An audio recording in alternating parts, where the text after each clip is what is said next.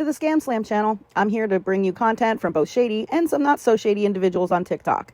Ever scrolled through your For You page and come across a sketchy scam or a questionable character? Well, you're not alone, and that's where I come in. On this channel, I'll be diving deep into the world of TikTok to expose scams, scammers, and problematic content to steer clear of. From beggars, scammers, fakers, liars, abusers, and awareness creators that you watch, I'll be here to share it all. I'll be doing it all through showing live streams and adding in comments where appropriate. Be sure to look out for those red flags. So if you want to stay informed on what's really going on in the world of TikTok, then hit that subscribe button and join me on this wild ride. Let's expose the truth together, and reminder, don't send money to anyone on TikTok. Now, you wouldn't usually do this, but I'm not going to eat any of this, what's left, and I think that's good. Well, here I am trying to add more. But,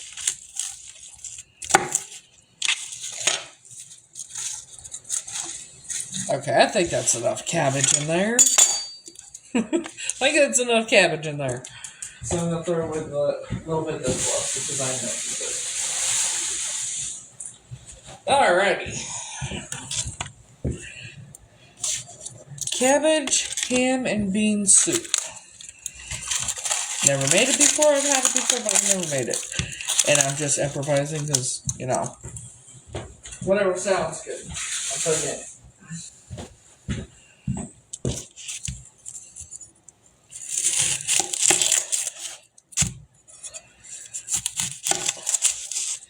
I should probably put this in a pot, not the crock pot, right?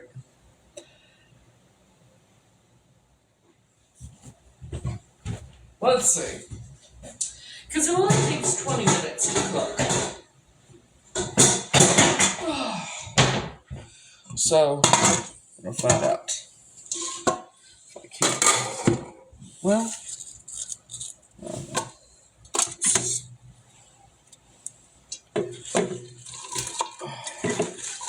oh yeah, pan's bigger. And then that'll be ready. And all I gotta do is turn it on. And I get home. No room. What do you know? Alright.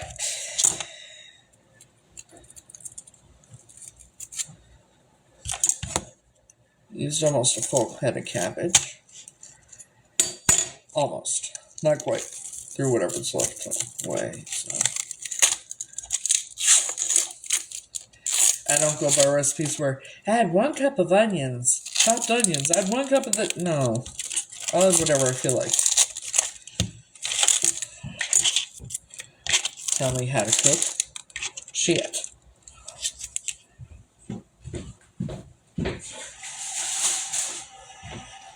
Like, it calls for like 2 cups of chopped ham, right? I ain't gonna add 2 cups of chopped ham. I'm adding more than that, bitch. You want it to be good and meaty and filling, right?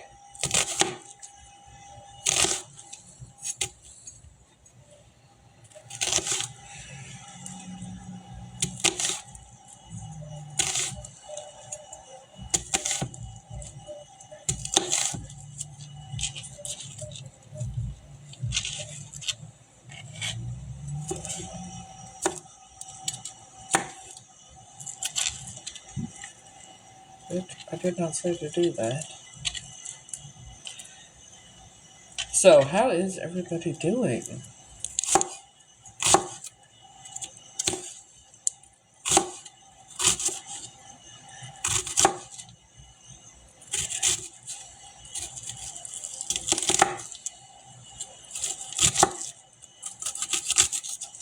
And I ask what that noise is. I don't fucking know. It's from outside.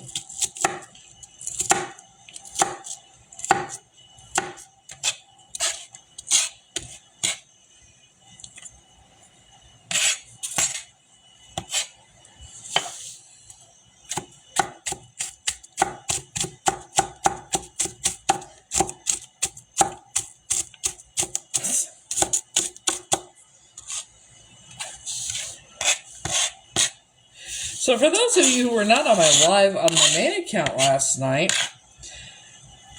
guess who came on my live on my main account using her actual name, her picture, all of it.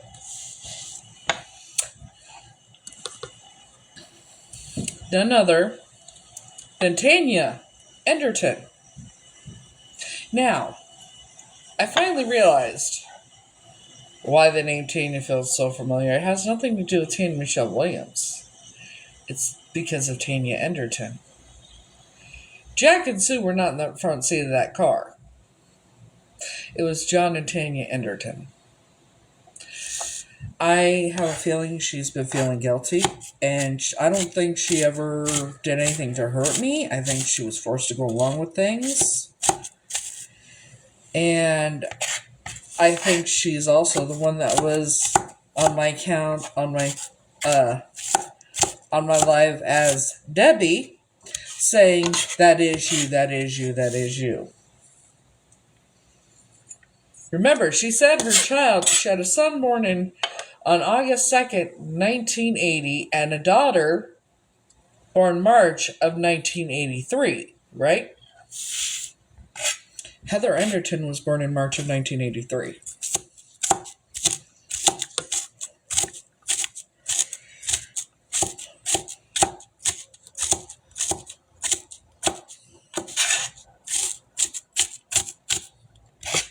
It was her. And it's not to harm me, not to anything like that. I think I was with them for a while, and she tried to maybe protect me, and she got attached to me. But John Enderton was most likely abusive, because what I remember seeing, what I remember in the car. And I don't think she ever hurt any child. I think he made her feel like it was her fault for things. So I've made a decision. If she does the right thing, because I have this feeling she wants to talk to me, because after she said, "That is you, that is you, that is you," she said, "Love you." Remember? So I think that she feels guilty. That means she still has her soul. She never sold her soul. I think she wants to make things right. So what I'm planning on doing is, if she does the right thing, I'm going to ask, when everything's said and done, I'm going to ask the judge to possibly give her probation, because she was forced to do it. She never hurt me, as far as I can tell. As far as I know, she never hurt me. I don't think she ever hurt any child. I think she had to go along with it for her own safety and her own safety of her own children. And so I'm willing to ask the judge to give her probation, and also put Heather in a hospital instead of prison, because she's going to have charges too. But at least prison's not going to do her any good. She needs help for the trauma she went through. So for Heather, I'd ask for some sort of leniency, put her in a hospital of some sort so she could get the help that she really does need. And then, Tanya, I would,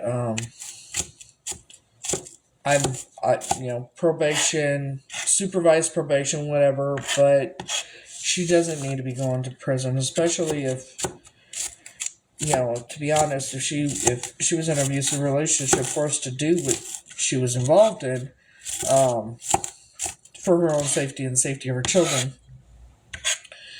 And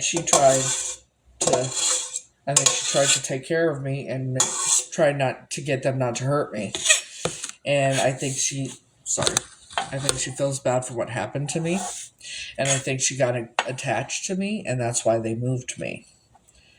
And that's how I ended up with that family. They all knew each other. I know that obviously they all knew each other somehow. I don't know how, but they did.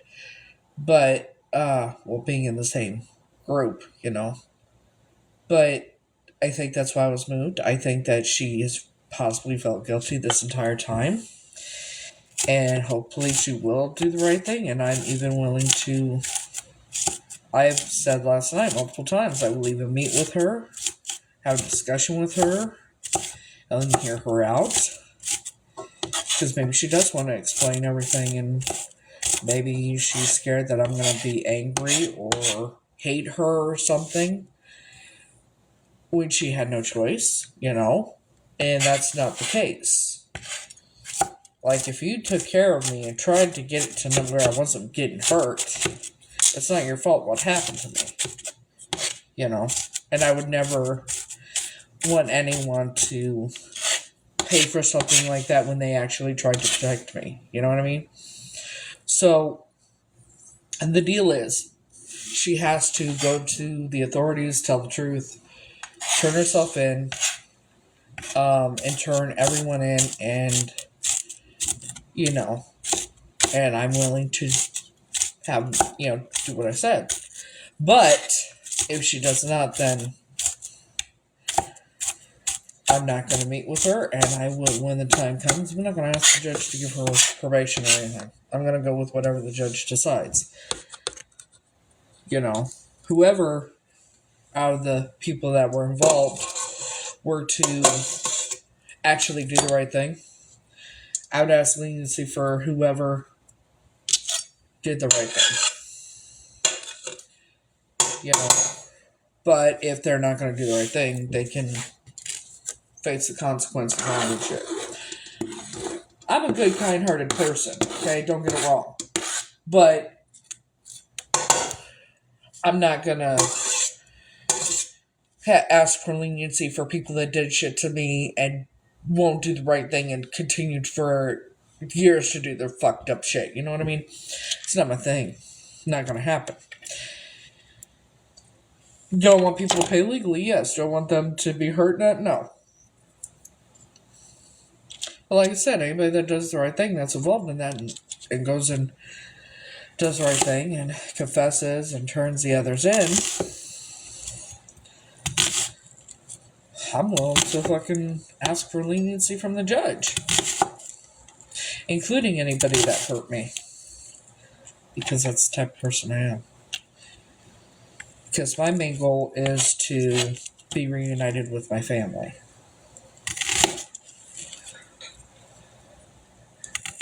So, yeah.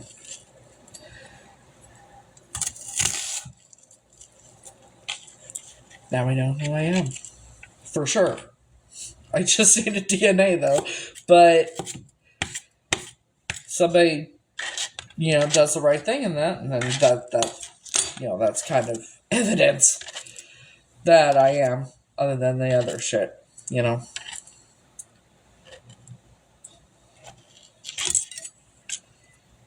But maybe that's why Heather Anderton thought I was her sister, because that's, I think, maybe her mom, or Tanya Anderton. She loved me like a daughter, maybe. Grew to love me like a daughter.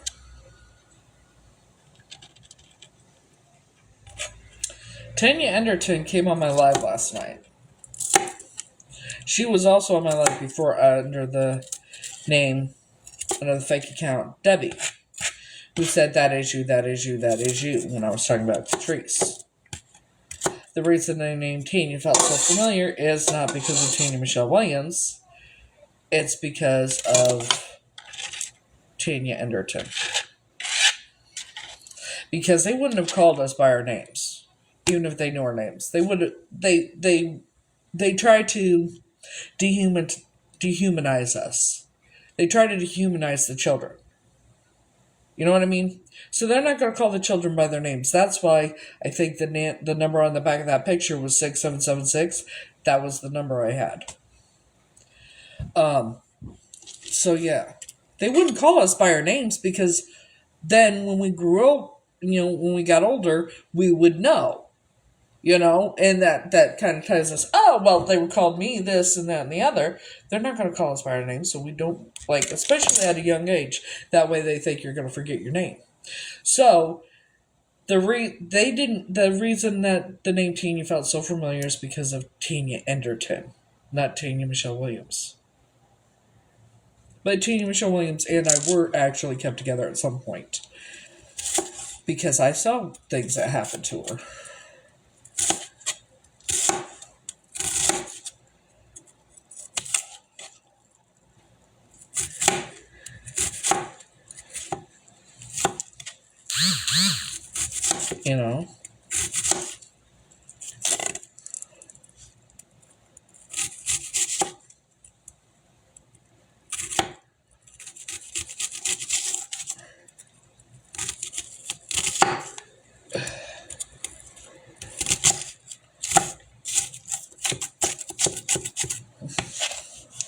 So the reason I figured it out is because Tanya Enderton came on my live under her own account last night.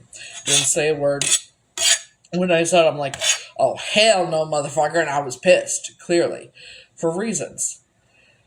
But, obviously I was pissed for reasons, because I'm like, you were part of this too, when this, that, and the other. And then I got to thinking, why would she come on her actual account? Hello.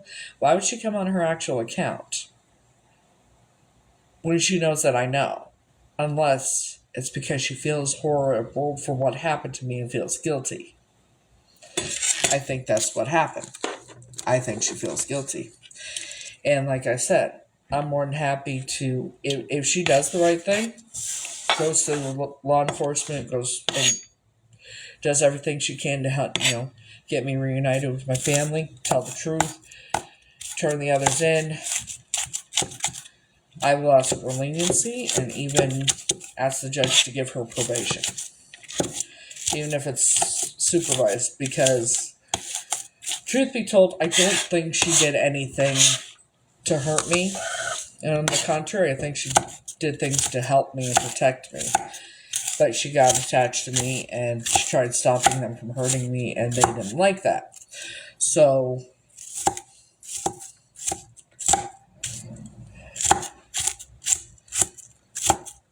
that's why I think they moved me, and I ended up with that fucked up family who Carol is the one that took me.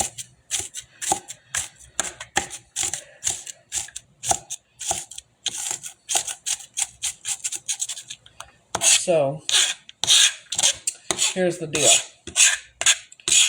If Tanya Anderton goes and does the right thing.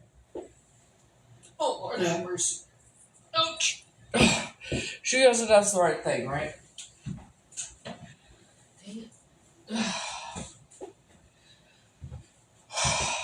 I will ask for her to have probation.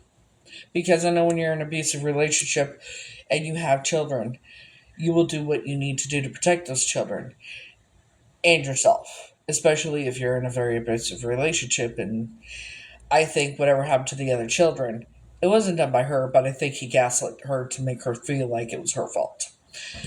But like I said, for her, I would ask for probation, even supervised.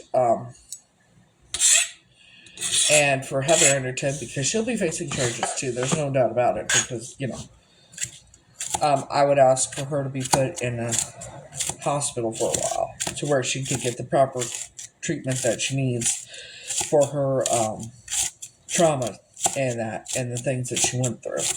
So that's where I'm at with it, and I will even meet with her. I'll even meet with Tanya Anderton and have a conversation with her if she does the right thing. If she doesn't do the right thing, that's a whole different story. The main goal for me is to be reunited with my family. You know what I mean?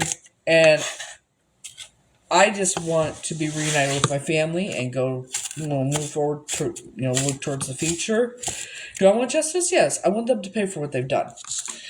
But I want the people that hurt me to pay for what they did. Not someone that had to be part of it and had to be involved in it.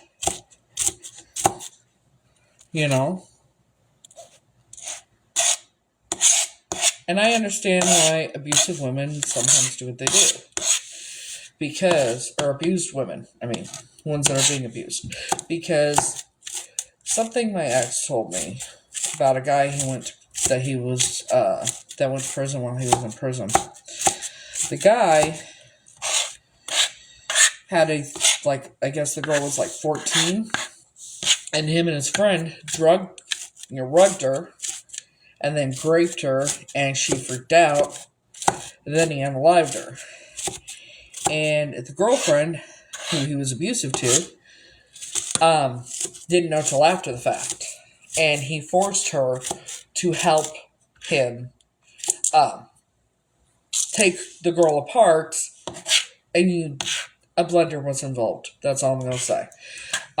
So she went to prison for a while, but if she hadn't have done it, he would have unalived her too. So I understand, and I've been in abusive relationships. So, when you have children and that kind of thing, you'll do anything to protect your children, and these abusers know that. So it's, like I said, I don't think she did anything to hurt me. I think, on the contrary, I think she was actually trying to help me and protect me. I think she wanted to, and she grew attached to me and ended up loving me like her own. Because Debbie, the account Debbie, right? That person said that when they said, you are her, that is you, that is you, that is you, when I was talking about Patrice, me, and then she said, love you. And I said, do I know you? And she said, no, her child was born on August 2nd, 1980. That child could have been the child I actually replaced. A boy. And then she said her daughter had been born March of 1983. Heather Enderton was born in March of 1983. So yeah. Heather Enderton has a lot of trauma too. Imagine being part of that family and having to... Because they do it to their own children. Those monsters do it to their own children and let others in that group do it to their children too. So, Heather Enderton has a lot of issues because of the things that she went through, and jail, prison, that's not going to do any good for her. And like I said, I would do what I can to, make sure, I would rather Heather Enderton be in a hospital for a while to get the actual help she needs to heal from what she went through. Because prison will just make it worse for her.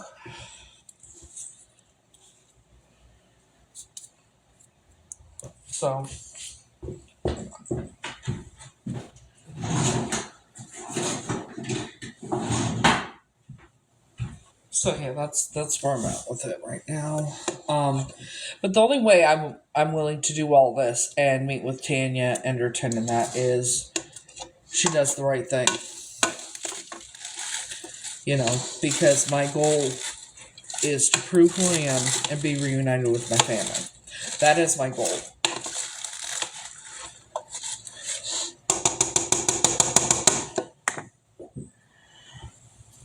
Dang it.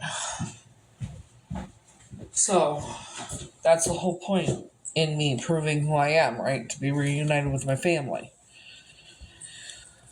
You know what I mean? And anybody, even if they did hurt me or were part of that shit that hurt me, I'm willing to do the same thing for them, ask the judge to have leniency. Not probation for them, clearly. Because of what they did. Because they did hurt me. And, taking me in that. But I would ask the judge to have leniency on anybody that was involved that went and confessed and turned themselves in and turned the others in as well. I'm like their only hope. The only hope that they have to have leniency is doing the right thing. Right? Because kidnapping, accessory after the fact, all that kind of thing, that is life in prison without parole. I'm willing to ask the judge for leniency for these people if they do the right thing. But if they continue and don't want to do the right thing and keep acting asinine and shit, no, you can stay in prison for the rest of your lives, motherfucker. I don't give a shit. You know what I mean?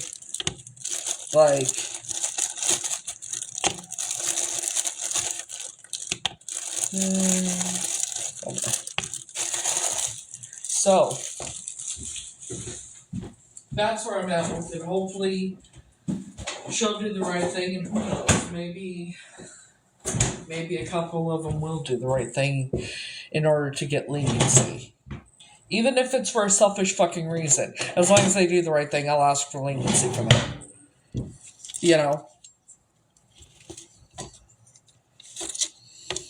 Um, the other Heather is the one that opened her mouth and said, "Oh my God, you're my long-lost sister named Tanya. You were kidnapped." I think Tanya Enderton had her do it because she feels so bad for what I went through, and she maybe felt guilty this entire time. And she does love me as a daughter, even all these years later, possibly. The stalking and everything else, getting other people involved, that's a whole different situation, But yeah, and like I said, anyone who is involved, I'm willing to ask the judge to have leniency on them if they do the right thing. They don't do the right thing, well, they could serve the rest of their life in prison for all I fucking care. Because the only person I'm asking that I would ask for probation, it would be Tanya Enderton. And the only person I would ask to be put in a hospital for a while so she could get the healing that she needs would be Heather Enderton. Because if it wasn't for Heather Enderton, I would not have known. I would have never known, right? So that's why I'm saying I would rather her get the help she needs and heal than have her suffer in prison where she's not going to get the help she needs and she's not going to get any better, but she'll get worse. You know what I mean? So that's where I'm at with it. And like I said, the others, I'm willing to ask for leniency if they do the right thing without someone turning them in. They have to go on their own. They have to turn themselves in. But yeah. Like, for the others, if they did the right thing, I would ask for, because it's not gonna, nothing will change what happened to me. So I'd be like at 10 years, 10, 20 years for anyone that was involved. If they do the right thing. As long as I get reunited with my family. That's all that matters to me. And they do pay for somewhat, somehow. But as long as they do the right thing and turn themselves in and tell the truth and help me reunite with my real family and prove who I actually am, I'll ask for leniency for each and every one that does that. They don't want to turn themselves in. And I'm talking about even the ones that did horrific shit to me. Like if Linda grew a fucking conscience or, somehow ended up with her soul again, and actually went and confessed in that, even though she poisoned me and did every other fucked up shit to me, I would ask the judge to give her 10 years.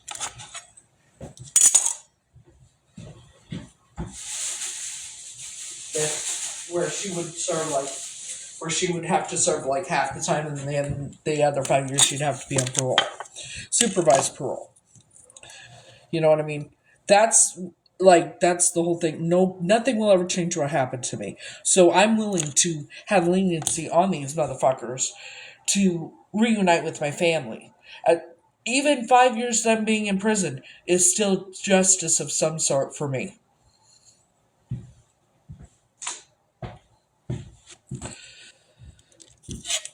Like I said, I want them to pay legally. Why am I crying? Damn it! It's the onion. I know it's the onion. Shit. I want them to pay legally, like I said. And even paying 5 years in prison and 5 years probation or parole, that's at least they paid. At least they paid legally some sort. And they would have to pay fines and they would have to, obviously give me some sort of compensation, clearly. Financial. But that's what I would ask the judge if they did do the right thing. Because all I want is to be reunited with my real family and be able to make memories with them and them get to know me, I get to know them. And that way I can actually start the healing process for myself. You know what I mean? Really start and actually get the proper help I need with the right kind of doctors for this, because the doctors that I'm going to have to go through when this all comes out, and that it's going to have to be specialized doctors, not regular psychiatrists, psychologists, that kind of thing. They're going to want to evaluate me physically, mentally, and all that, obviously. Probably hypnosis. I'm not real sure, but My whole goal is to be reunited with my family, get my real identity back, make memories with my family, and that kind of thing. Like I said, I'm willing to any of them that does the right thing. I would ask for leniency, and I would ask the judge, because I am the survivor. I don't consider myself a victim. I would ask the judge for like 10 years, 5 years, serve 5 years, and then probation for 5 years, or parole for 5 years. Because I can tell you right now, these people will not survive prison. They wouldn't know what the fuck to do. So 5 years is good for them. Not really, but I'm willing to have, ask the judge for leniency for them. And I know that may sound stupid to some people. Like, oh my god, look what they did to you, and you're willing to have them just serve 5 years? Yeah, I am. Because what's more important? Because you can't change anything that happened to me, right? So, the most important thing is the truth coming out. My real identity is told, and I get to make memories with my family, because life's too fucking short. And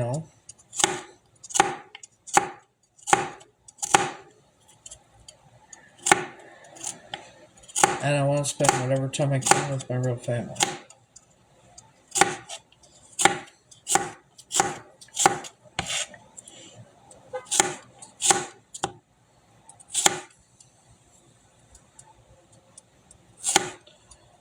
As long as they pay somehow, and, I'll end up with...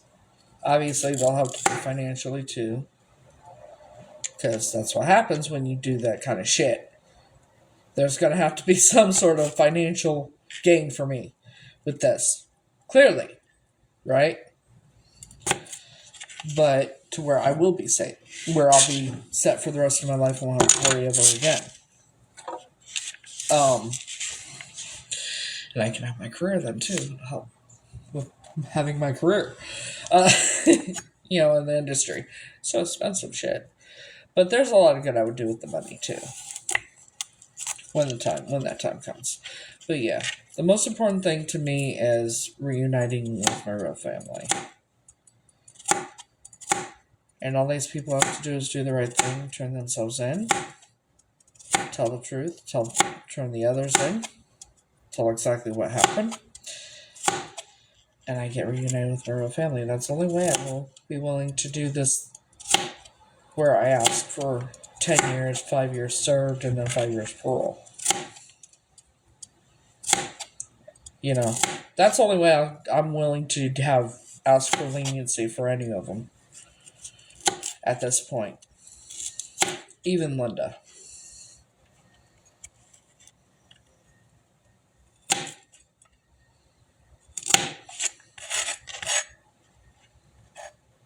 No. I'm figuring everything out on my own. I found myself and solved my own kidnapping, okay? On my own. In the process of having people point me in the wrong direction to help me. Purposely putting me in the wrong direction. So no, I can't afford a private investigator. Shit. I know who I am. That's why Tanya Anderton came on as Debbie. When she was saying, that is you, about when I was talking about Patrice. Because I am Patrice.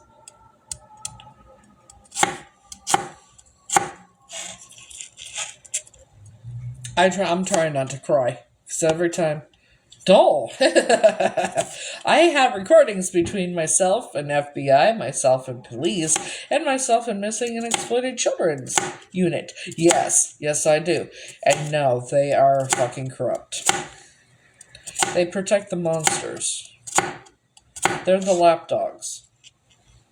That's how they've been getting away with everything they've been getting away with.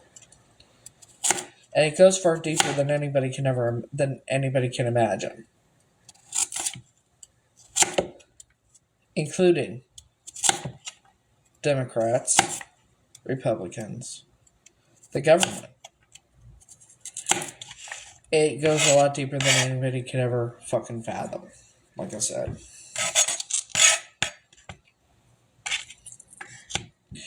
But at the same time, any of them that's involved, as long as they'll turn themselves in, tell the truth, turn the others in, and I get reunited with my family. Anybody that turned themselves in, like I said, and does the right thing, I'm willing to ask the judge to just give them 5 years parole, or 5 years serve 5 years and 5 years parole, and they have to be on a registry. That's the other thing. Either way, they're going to be on a registry. But, and I will be using their names in my book. But at least in the end of the book, I can put that they did do the right thing. You know what I mean? This has been going on for 1,000 years here in America. You didn't know that? It's the Illuminati. What do you expect? But the only ones that I will ask for, like, probation, or probation, like supervised probation or even house arrest, is Tanya Anderton, if she does the right thing. Because I don't think she ever did anything to hurt me. I think she was forced to go along with it. I think she actually tried to protect me, and that's probably why I was moved. And the only reason I think that I replaced any child was because I somehow escaped that cage that was in the basement of Joan and Jack's house. And that's when I remember running away. And now think about how far I ended up away from that house. Went down to the end of the block. Went up all the way across the street, a busy street. And Linda caught up with me before I got to the elementary school doors, because she drove up there. That's how she caught up with me. So because people saw me, they couldn't get rid of me. That'd be too many questions. So I replaced whatever child there was that they had living as a girl as it was, and it was. I'm guaranteeing you it was a boy. Because little girls do not sit with their legs spread apart like this, like in this picture.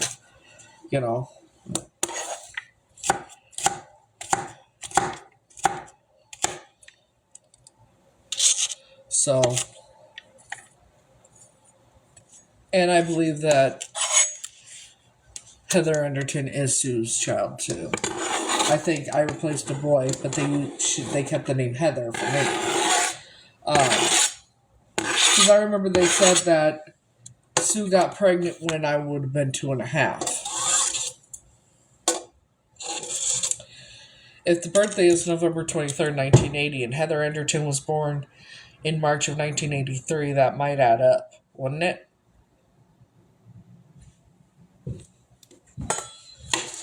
So, like I said,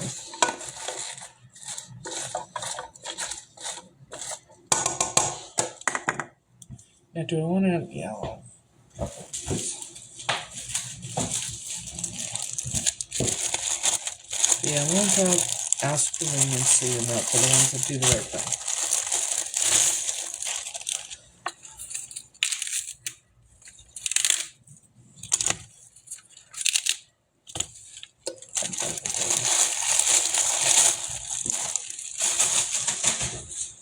And I think it's like me offering these people, do the right thing, and I will ask the judge to have leniency on you where you only serve 5 years in prison and 5 years on parole.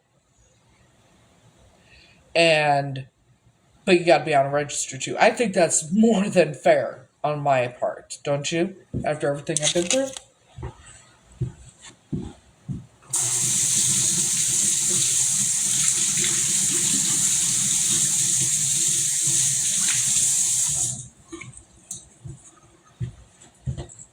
Right?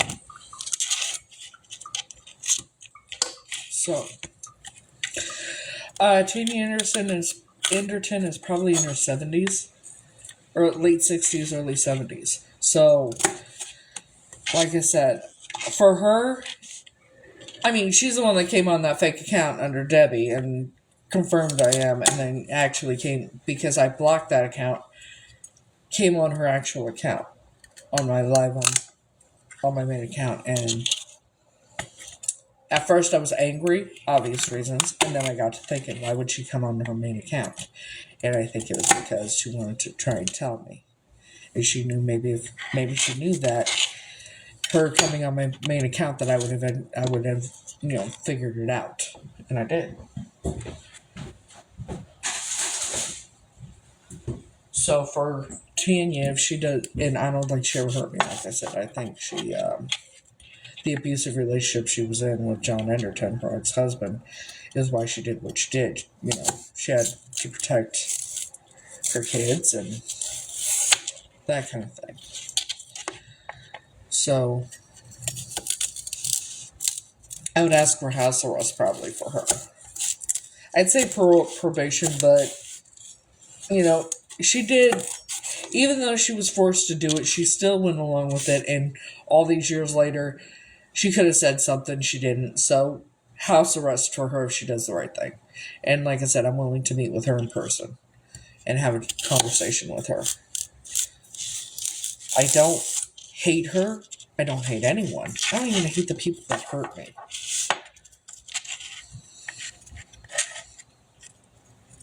So, anyone that was involved does the right thing. I'll ask for leniency of some sort. Even Linda, like I said, if she were to actually find a backbone, and not even a backbone, if she found her soul and turned herself in and told the truth, I would even say 5 years in prison and then 5 years like house arrest or whatnot, But they would all have to be, they're all going to be on a registry regardless. But I'm like the only hope they have to get leniency. I'm hoping they're at least smart enough to know that.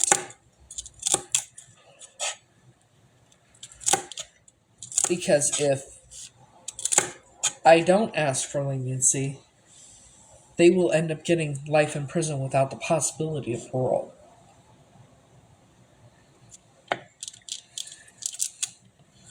Or worse.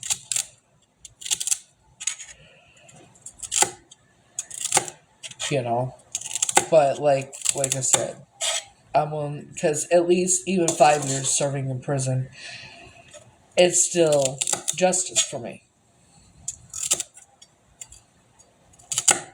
Can't change what happened to me. And my goal is just to be reunited with my family and put this behind me. And make memories with my family.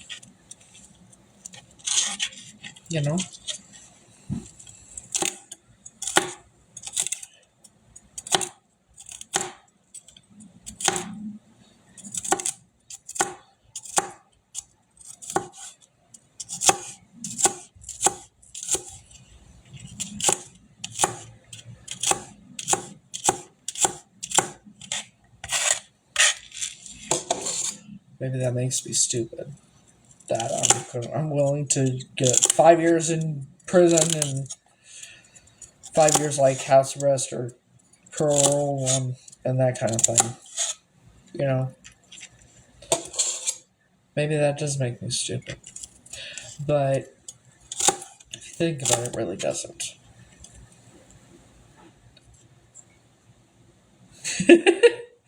I'm making ham, cabbage, and bean soup.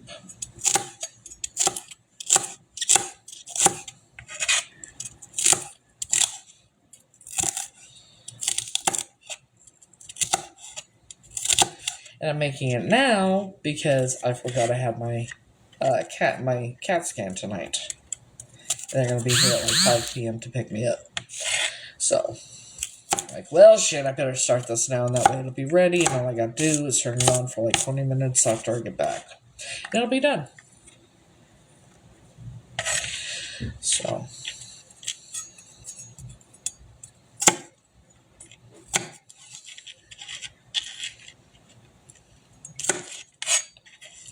Right. So I added almost a full head of cabbage, but there was a little bit left. I'm not going to eat it, so I threw a little bit. There was very little left. So I threw it away because I was originally going to do it in the crock pot, and then pan's bigger, I guess.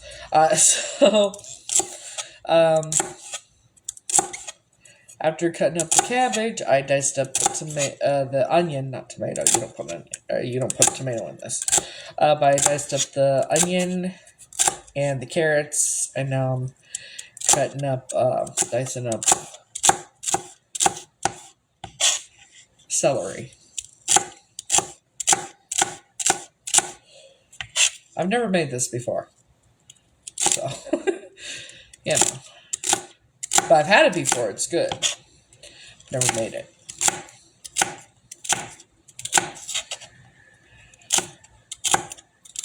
And I don't go by the directions. Oh, add a cup of this, a cup of that. No, bitch, I'm going to add what the fuck I want to add. You know?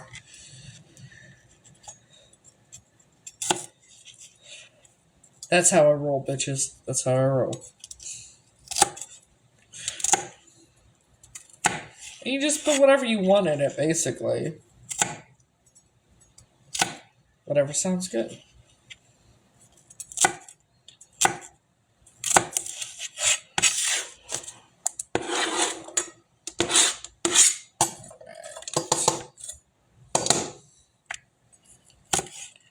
Sometimes you gotta get the cabbage out and dice it up a little bit. Cut it up a little bit more.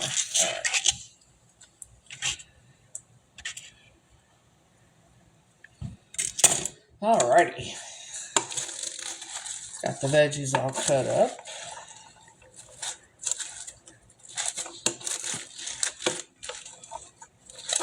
Now I cut the ham up. No, I'm not using all of it. So it's a half a ham, okay? No. And it's already cooked. So. Hold on. I better do this over the sink.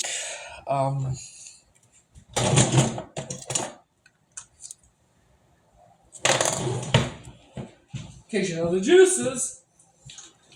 Juices and all.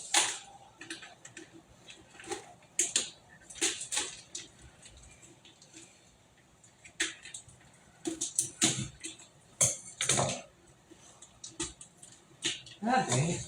Come on, please.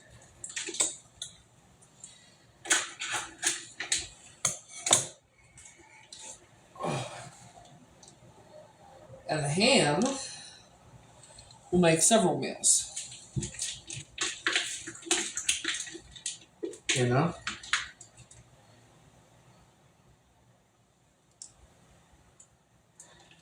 Some more fish.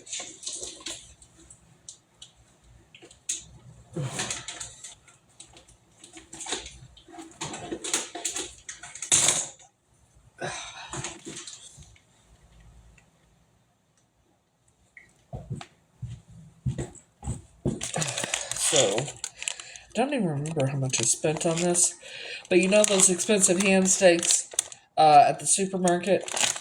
Yeah, that's what this is made of. Just get a whole half a ham, do it yourself. You save money and you have a lot of meals. Well, shit. That was not what I wanted to do.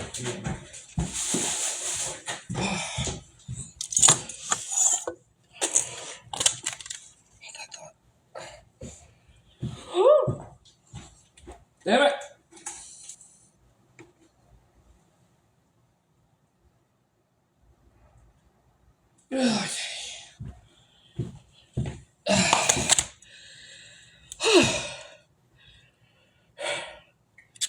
Frosting. Alright. See if I can. I've never done this before. Bear with me. Ugh.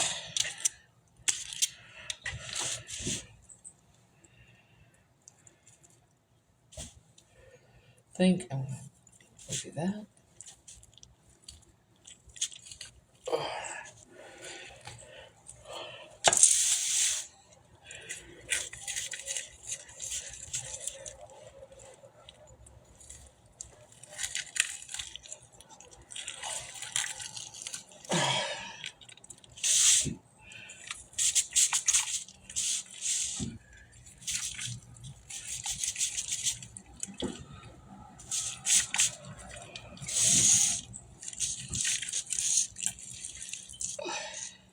Bitch, cut. Come on, bitch. Come on, Cletus. Shit. Ugh.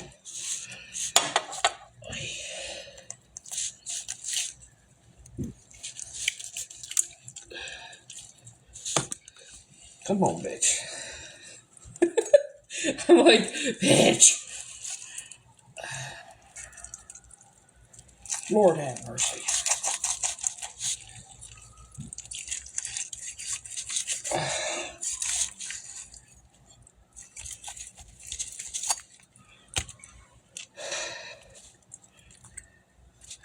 Let's see.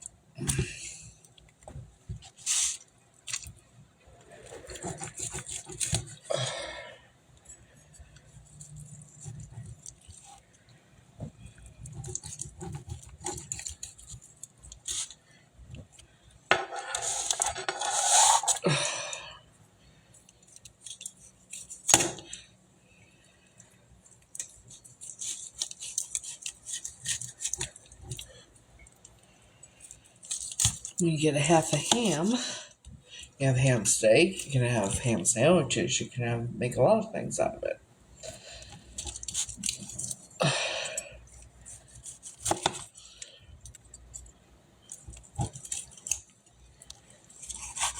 Oy.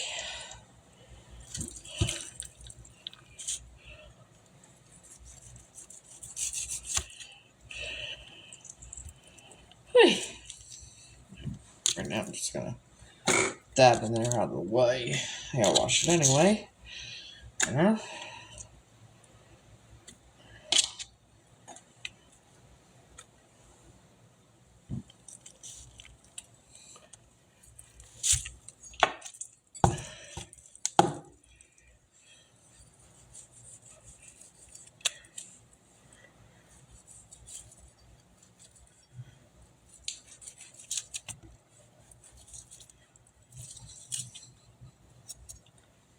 Okay.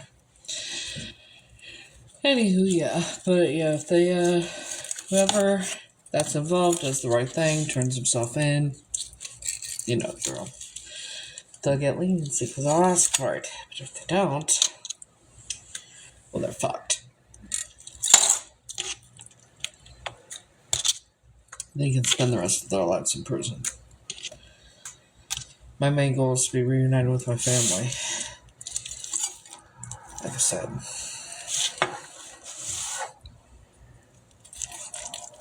Yeah, that's... Bear with me, I've never done this shit before. Shit.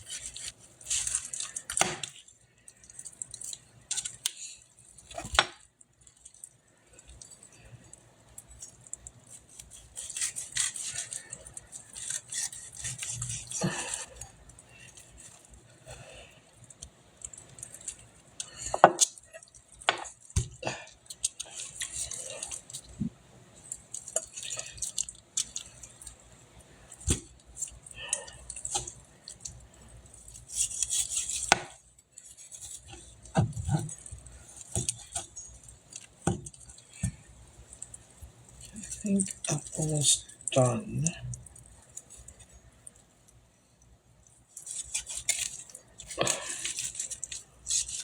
Yeah. I think that's good, don't you? there, maybe. No, that's basically bone. All right, get whatever you can off of it, bitch. Come on. And then throw the bone away. And of course, you can trash out when you're done too. Don't forget to do that. I might as well just wait. Wait, bitch, wait. All right.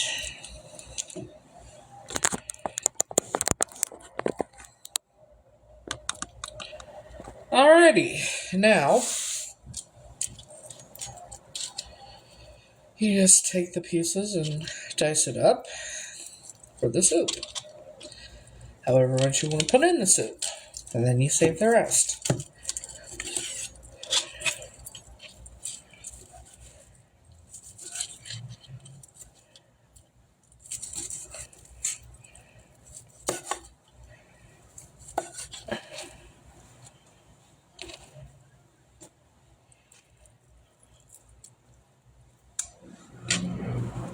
Sometimes you come across some fatty pieces, you just throw that fatty pieces away.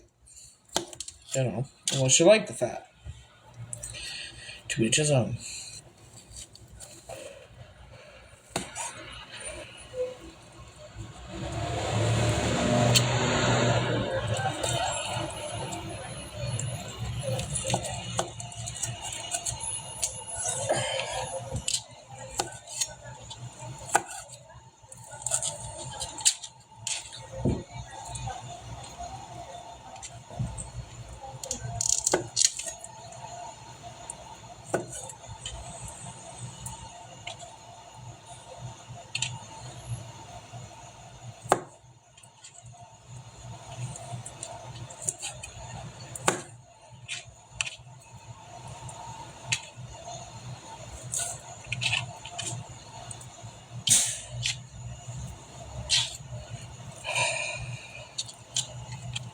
Okay, that's fat. I don't want that in my soup.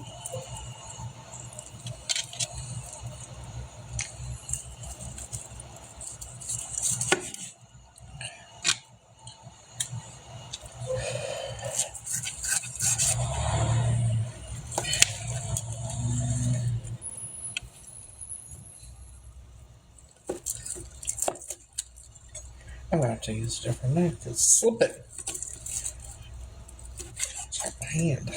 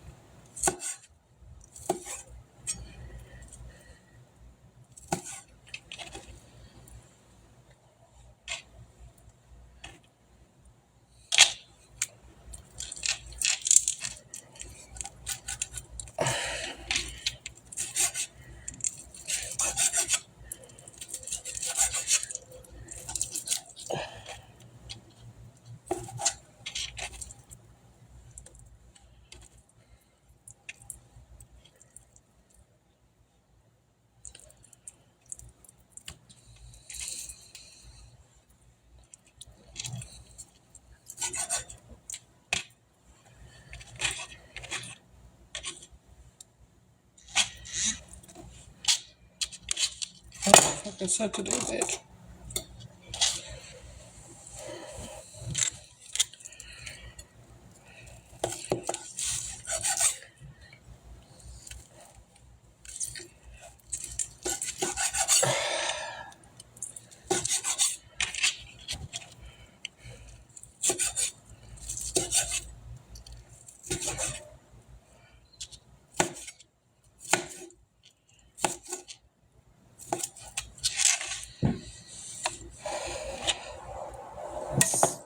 this up good. See if we need it more, probably. Because I like it meaty, bitches. I like it meaty.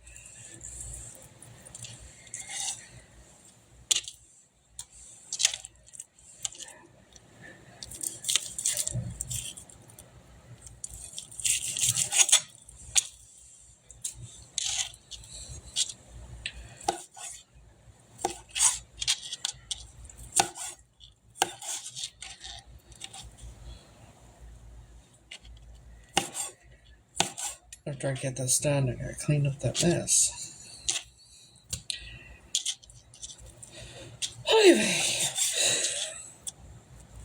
It's a workout, man. It's a workout.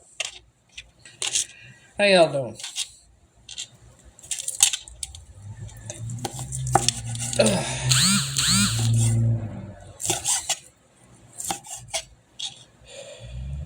Hey.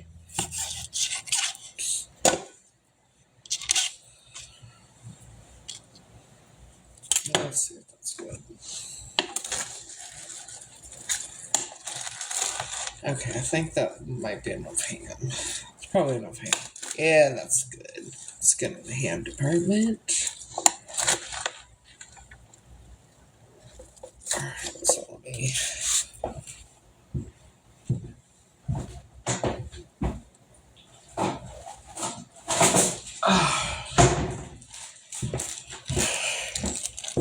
put the ham away.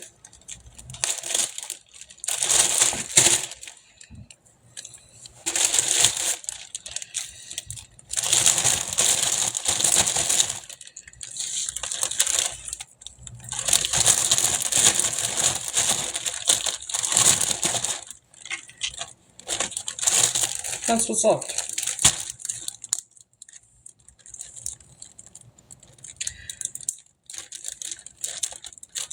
See, instead of getting like the ham slices or whatever for meals, get a whole half a ham you have for several meals.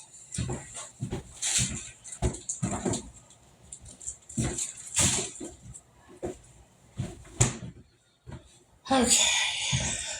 Clean this up real quick. Things more we gotta add to it other than seasonings, because you gotta have the seasonings too, you know. Gotta add them seasonings too. So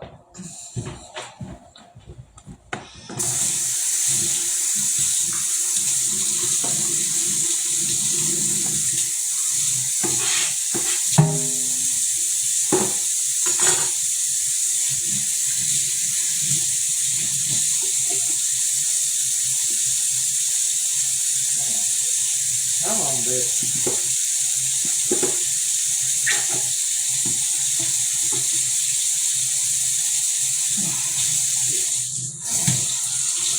When you're watching me, try not to hurt yourself. Don't be like me.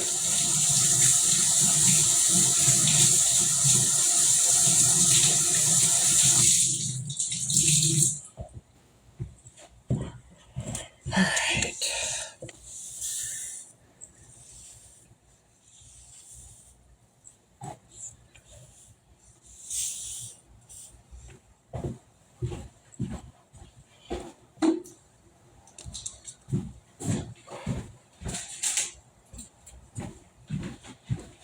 line on.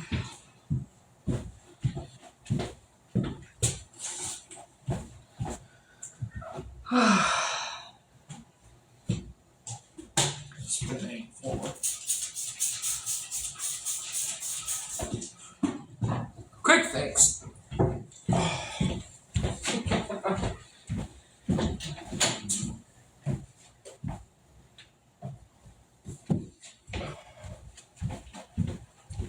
Spilled some ham juice on the floor, so.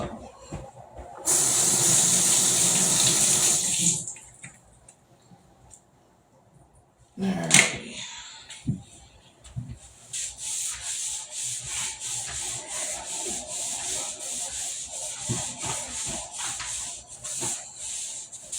Alright. Do the actual welcome later or tomorrow.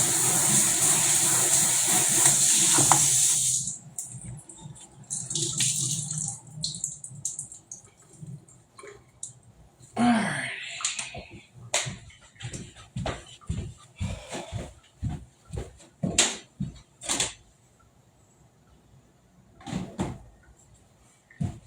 Okay.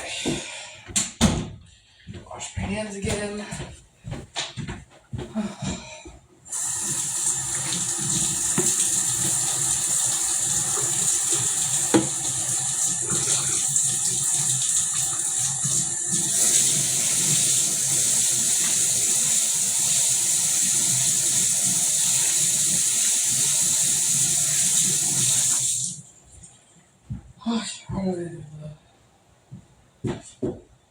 There it is.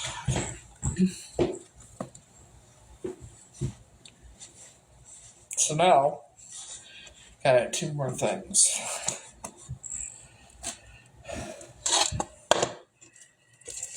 Well, other than seasons.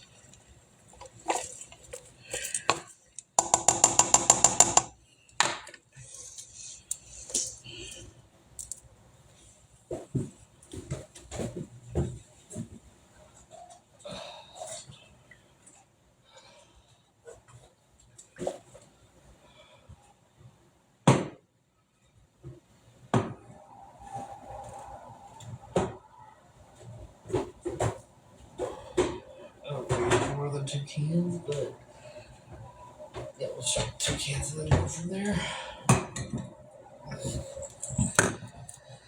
Then, Great Northern beans, or Navy beans, same thing. Depends on where you go, what part of the country you're in. If they're Navy beans or if they're Great Northern beans.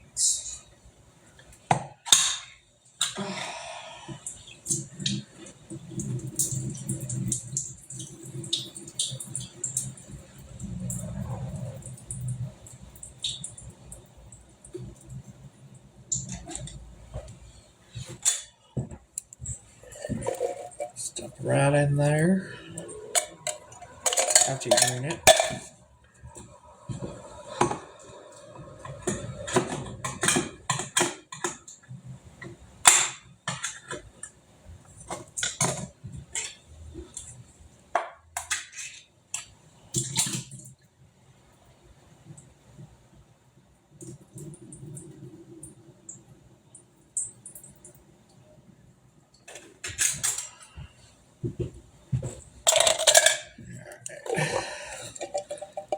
Now we're going to save 2 cans and enough.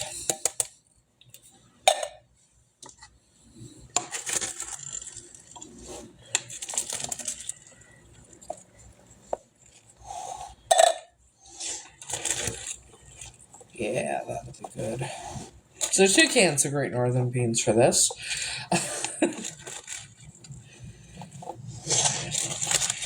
And I know my landlord's having a hard time right now, so I'm going to take her some too. It's that time of year, the holidays and everything, And so,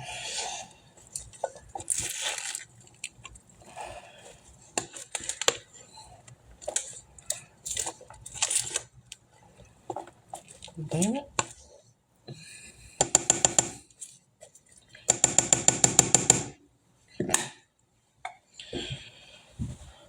Alright, let's see what I want to add. So, I think I'm just going to do.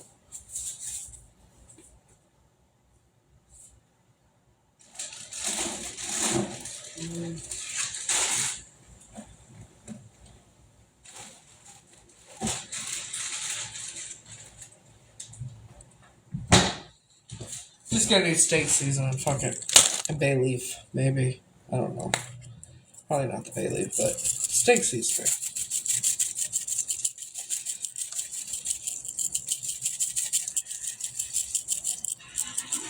And you're like, yeah, that's a lot of seasoning. Well, it's a big pan. Then we're gonna do the chicken broth.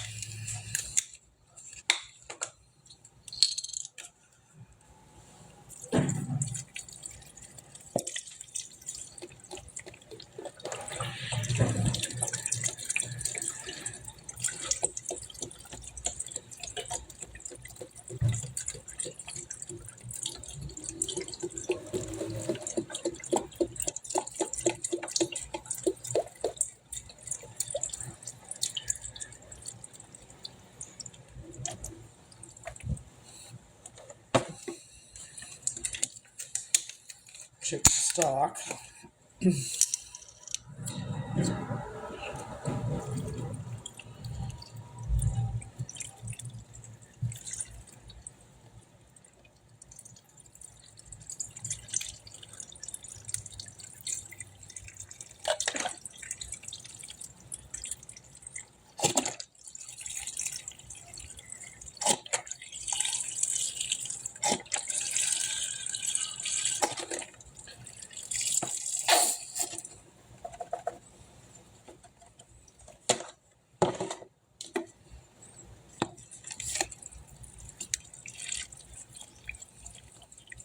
So 1 container of chicken broth and 1 container of chicken stock.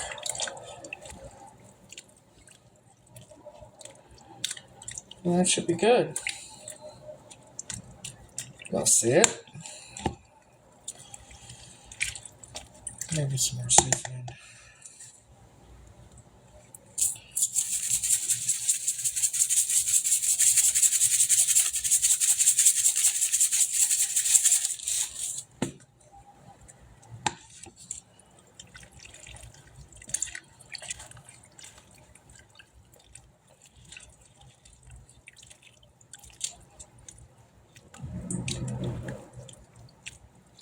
So what I'm going to do now is I'm going to cover it and let it.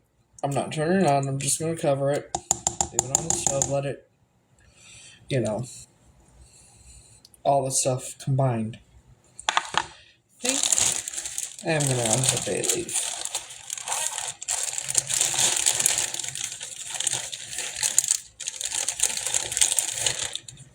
There we go.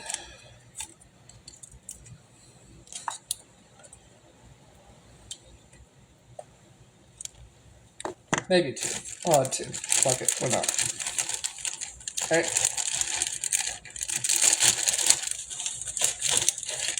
Well, 1.5 or 2 halves or whatever.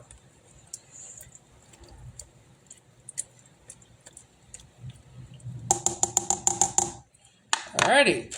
And it's ready.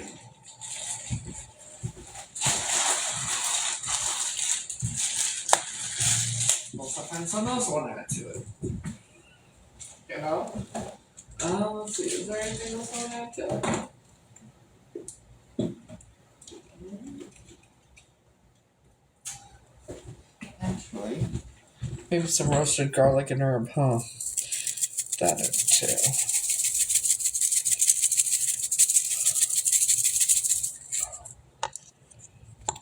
Mix that up.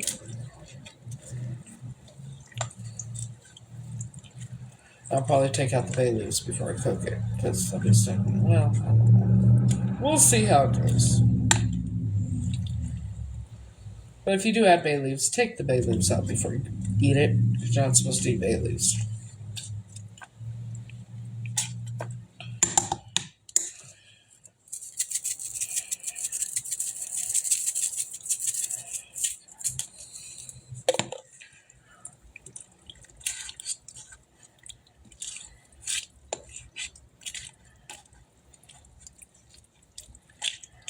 right.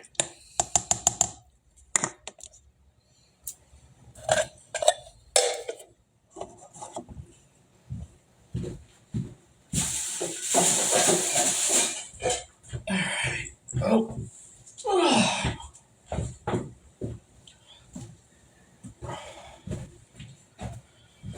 Okay.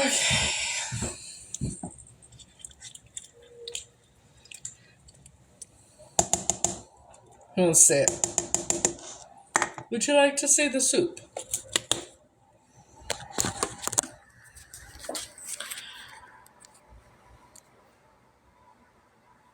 And here we go. Soup.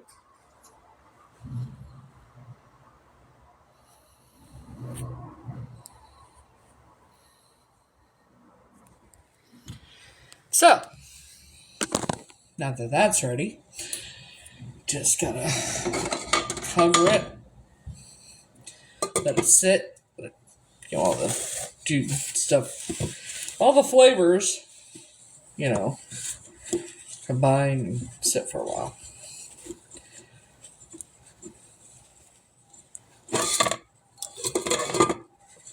Okay.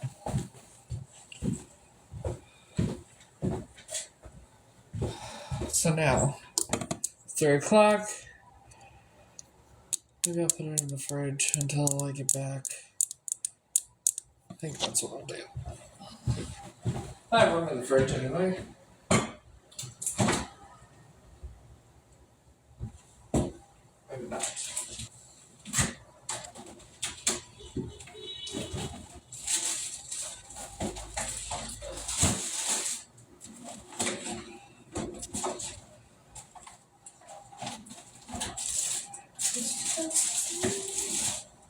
This is about to try again.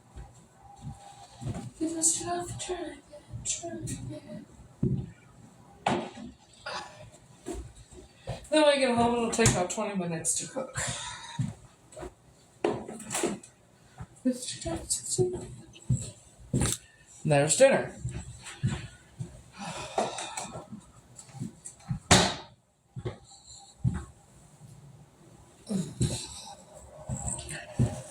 So, and that's how you make soup, I guess. First time ever making it for me.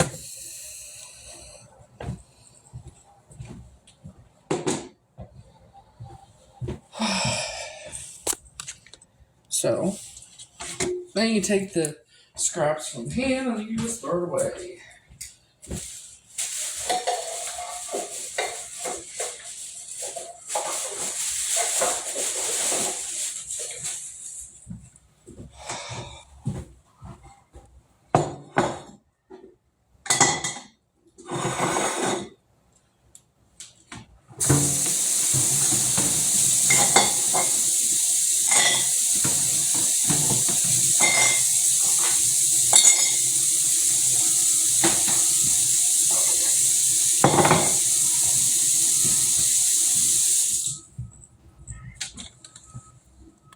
Since I don't need this, I need to wash this.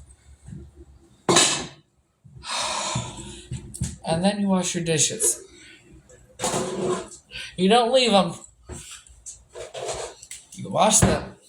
Because that way, I don't have to clean when I get home. Right? Is that right? Is that right?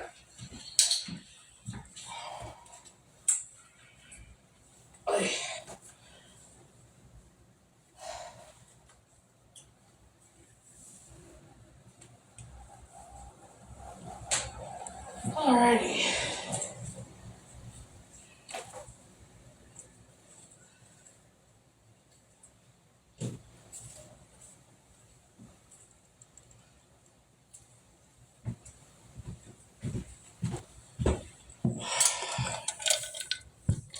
Now we're going to come over here. Like the dishes. Alrighty. There we go.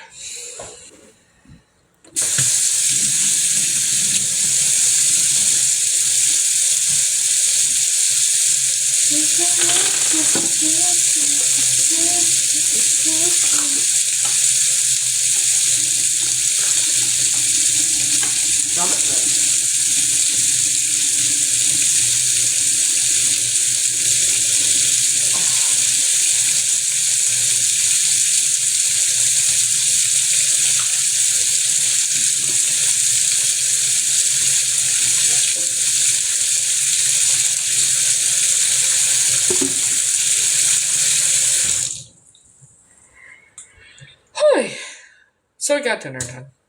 All I gotta do is get it out of the fridge and put it on the stove for like 20 minutes or something when I get home.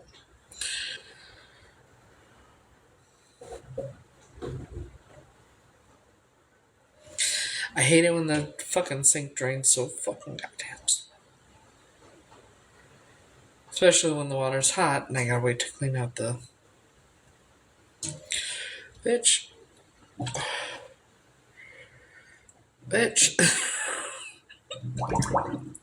There we go. Alright. So, that's how you make the soup. When it comes to soup, you can put whatever you want in it.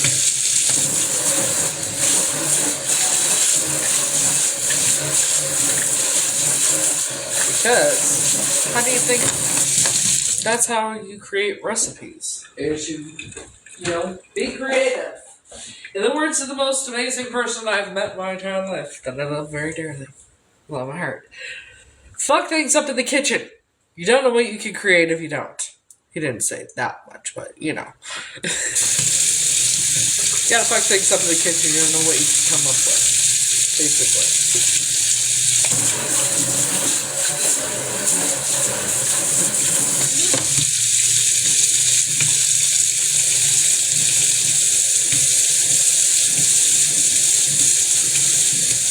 Trying not to burn myself. Hello.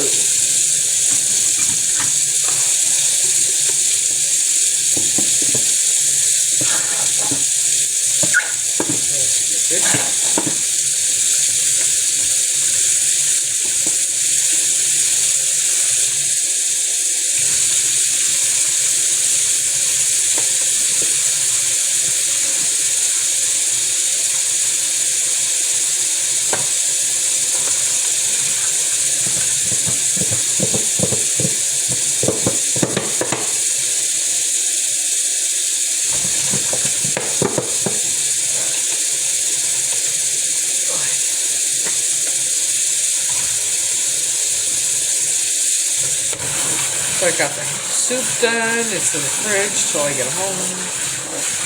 And I just cleaned up the mess. Because when you clean as you go, right?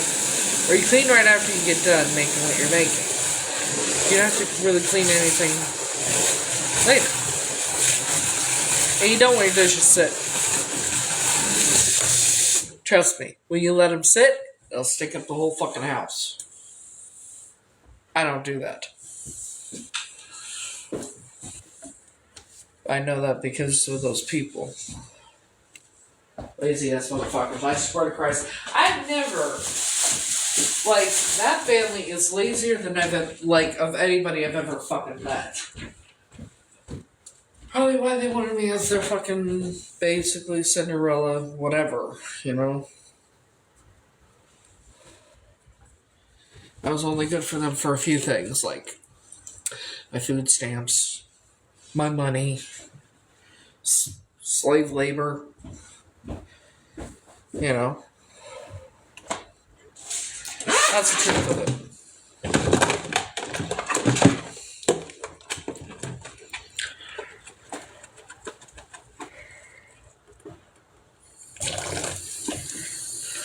So, how is everybody?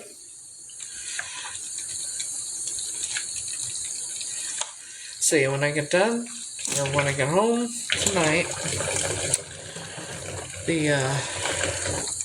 soup will be ready to put on this stove. Now let's see there. Why is it I can't put a normal temperature for the fucking water? I always have to burn myself.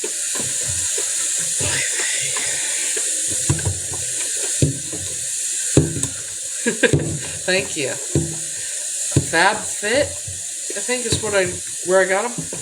I'll show you the other ones I got too. I got 3 pairs.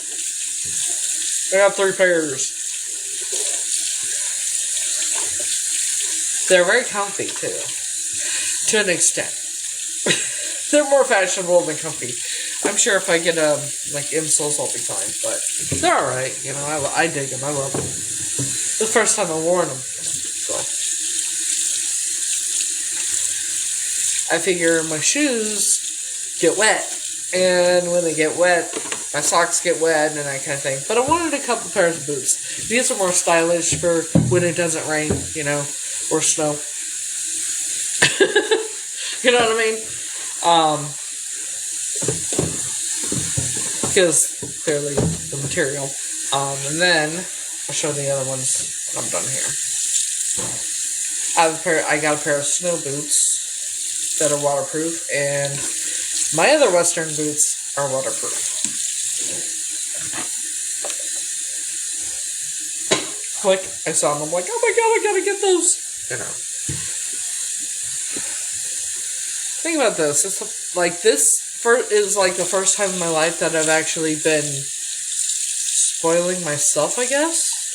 Because I was conditioned to believe if I spent my own money on myself and didn't give them what they wanted and that I was selfish.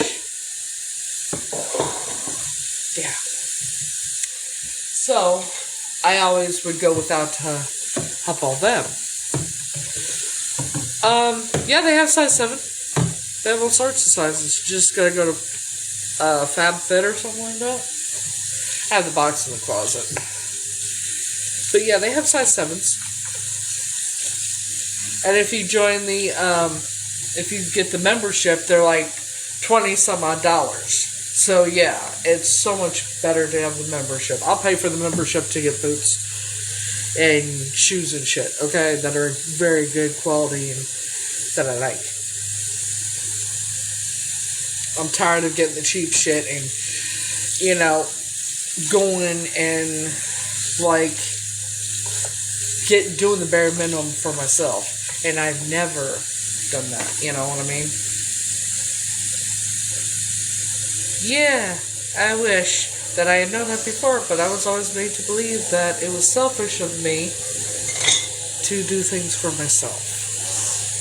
I'm starting to get in the habit of not feeling guilty for buying things for myself that I really like. Like the clothing that I've been getting. Like I like the matching sets like I'm wearing now. I'm almost 46. My real age is 45, going on 46. Am I wearing clothes that some people would say, you're too old to wear that? Yeah, probably. Do I care? No, I don't give a fuck. I didn't get a childhood. I didn't get to be a normal teenager. I didn't have a normal life. So, does that make sense for me to, like, I'm wearing outfits that say Juicy across my ass, or Playboy across my ass, and things like that. You know what I mean? It's, like, I didn't get the opportunity. Like, she would never let me wear what I wanted to wear. She made me dress like a fucking, she picked out all my clothes. Everything, all the clothing that was bought for me was picked up by her, by Linda, and clearly, she was disguising me as a boy, so if you saw me in public, you would have thought I was a boy. But oh my god, I got tormented.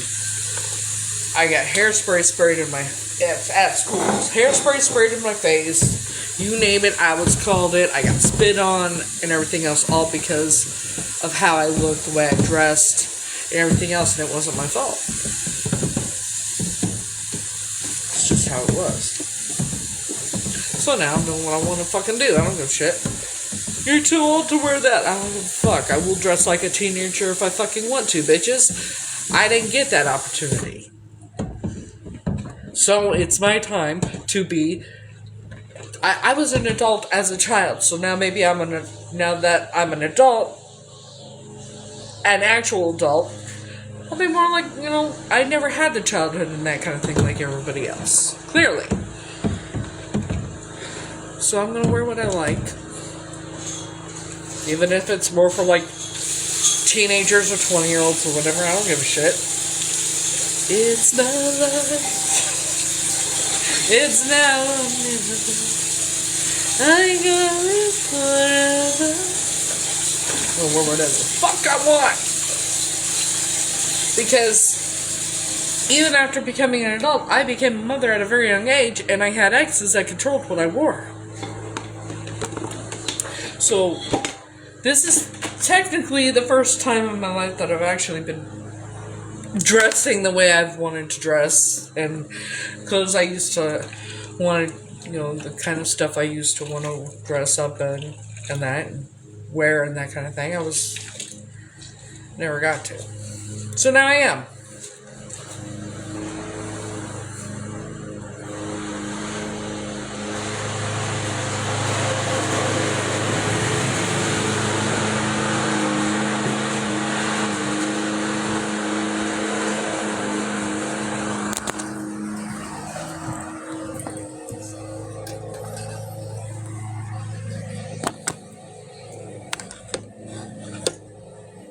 If people have a problem with it, that's a you motherfucking problem, bitch.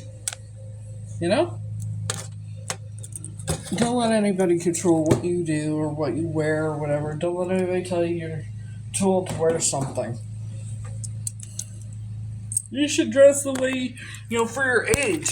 Well, bitch, I've never been this age, and I never got to dress this way, and I'm gonna wear what the fuck I'm gonna wear, and you cannot control what I wear.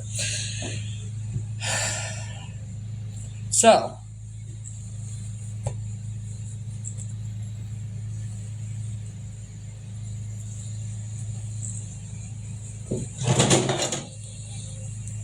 and after you wash the dishes, you dry them and put them away. It's like I said, then you don't gotta worry about it.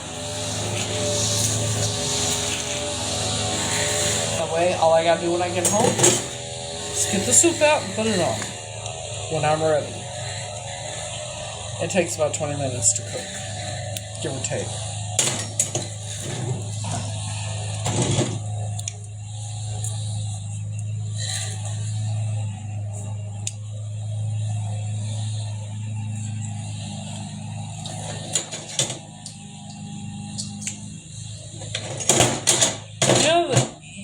You would be surprised the sob stories I got from the motherfuckers when I would have money. Like, when the pandemic happened, the unemployment pandemic, I did work. That's why I ended up getting it. And so when they stopped it, and then it was like, what was it?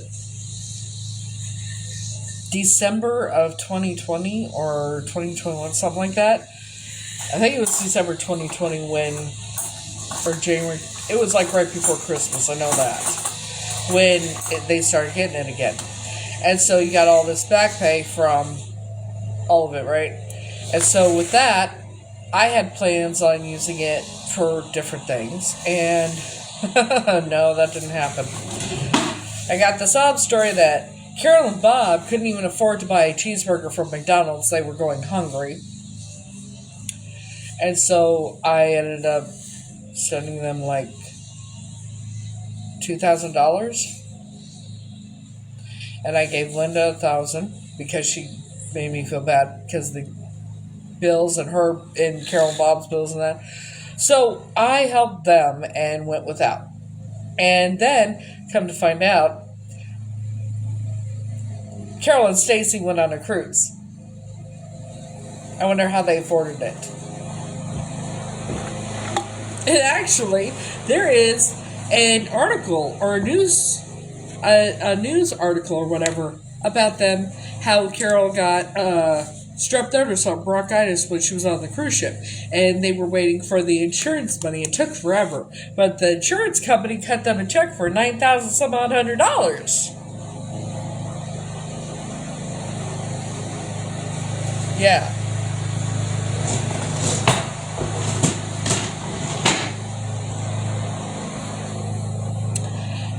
So that's how it's been. And then when Brad needed new tires for his car, I'm the one that paid for it. They time, I paid for every fucking thing. And they did it intentionally. It wasn't because they didn't have money. It was so that way I wouldn't have the money to leave, I think. That way I would have to go without things I want. Yeah.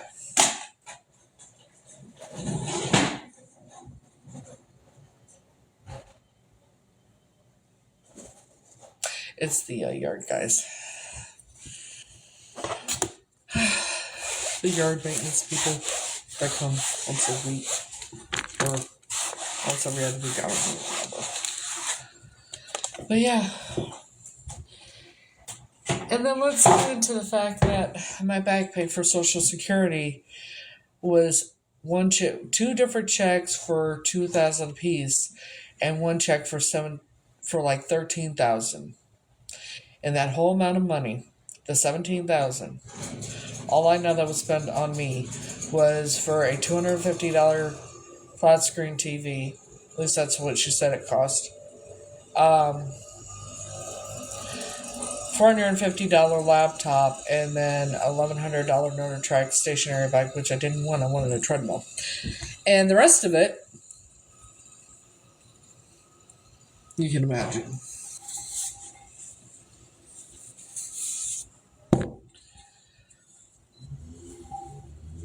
So, yeah. So that money, all that money, my money, that they conned me out of and stole from me. Add it all up, I could have probably bought a mobile home on some land.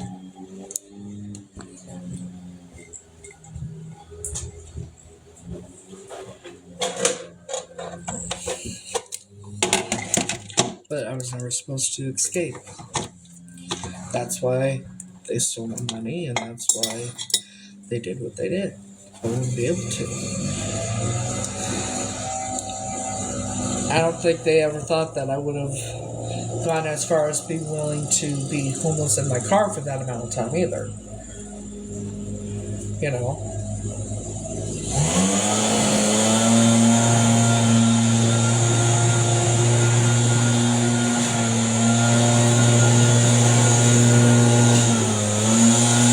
They're going down the other room here.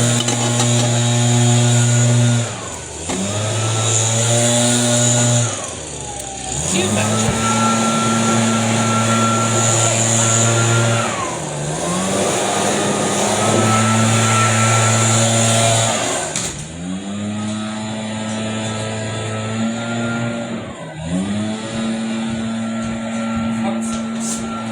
Anyways.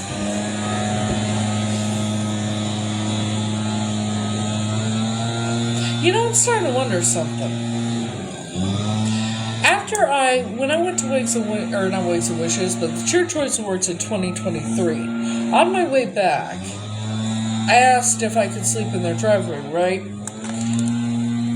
Yeah, they agreed. And then she told me she was going to put me in a junior suite, or in a motel. And then when I got there, it turned into a junior suite for 2 nights. And she wanted me to come the next day, so I did. I went over there, took my own water in the house. Wasn't drinking anything out of that fucking house. I knew better after everything had been done. So, let me ask you this. She paid for a night at Indigo Sky Casino, 2 nights in a junior suite. I'd have to look up how much that cost. They gave me money to play with and food. And then she kept asking me, is that enough? Is that enough? I'm like, yeah, you know. And then when I go over there the next day, she showed me what they had bought. She paid off her car. They bought new furniture, bought a new stove. I think they bought a new washer and dryer. They were able to take 2 road trips, renting an RV, both times. Once to Colorado, once to California. And how they got all this money, supposedly, was a loan. Now, It was after Ralph had gotten off the truck. And the only income coming in that house was his Social Security and his retirement from the military. Now, where did this money come from?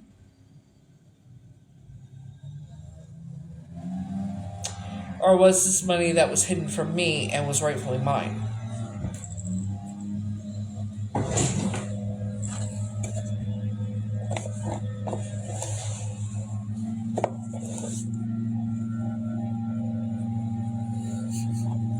Nah, they were blowing the stuff off the back patio.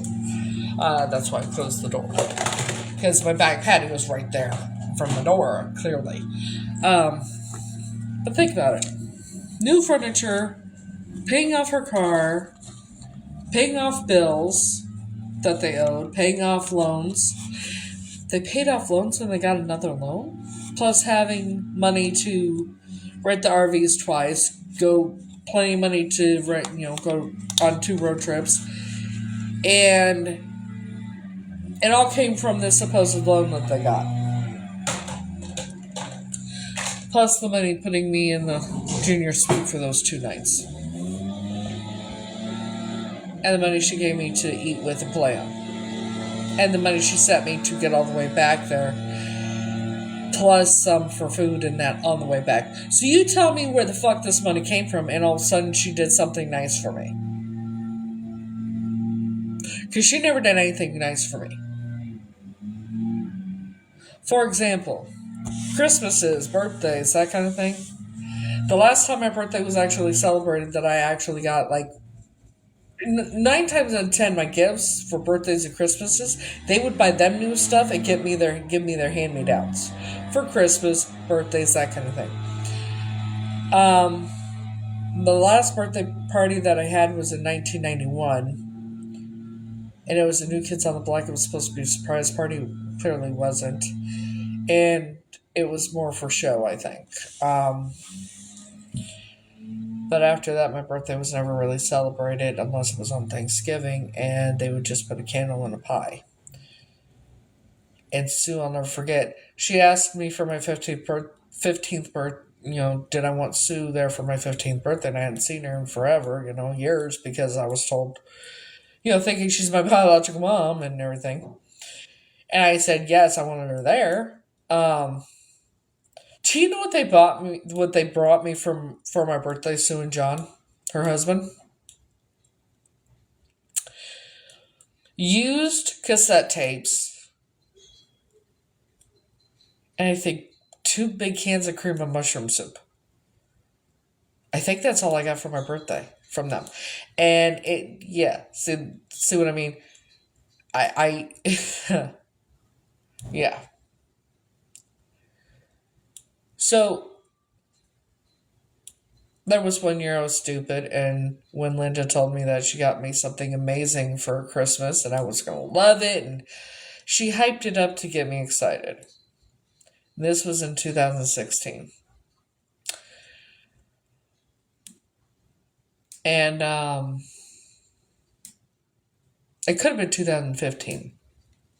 I think it might, no? 2015, 2016 for Christmas. And so me and Steven went down there. Steven ended up leaving because he was an ass. And so I'm there, and, she's like, she had me believing it, it's so amazing, you're going to love it, this, that, and the other. Stupidly, I got excited.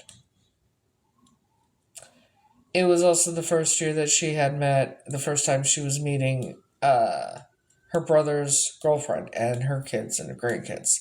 So we're all standing around, Sean got games and controllers for the brand new game system he had bought.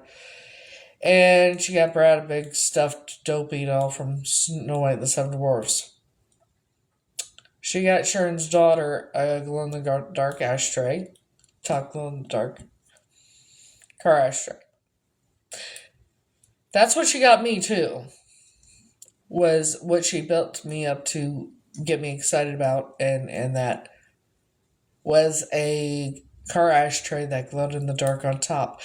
Meanwhile, I didn't have a car, so she got me the same exact thing as she got Sharon's daughter. I guess she felt that if she didn't get me something, it would make her look bad. Right? So, yeah.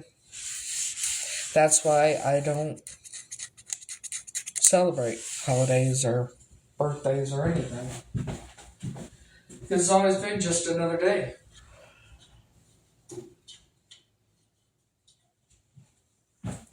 Like, there was nothing to celebrate, you know?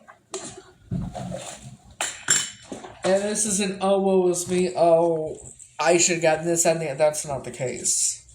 You know, I got used to not getting anything and not celebrating and that kind of thing. So for her to do what she did,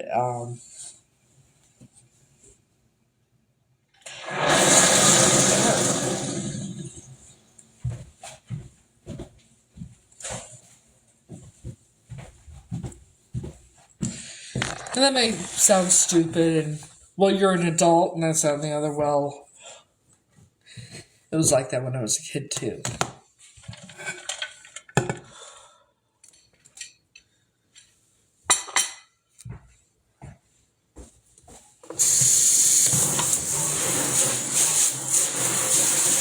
That's why I don't celebrate. I never had a good birthday or a good Christmas or good anything. Matter of fact, when I was in 1993 is when I started wrapping all the gifts to everybody from everybody and becoming Santa. I was the one that did all in the Easter Bunny. And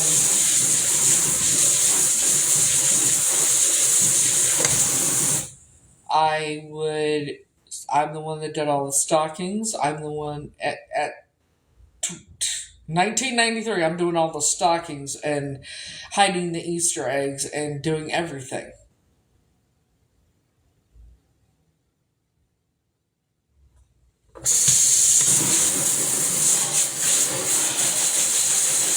So,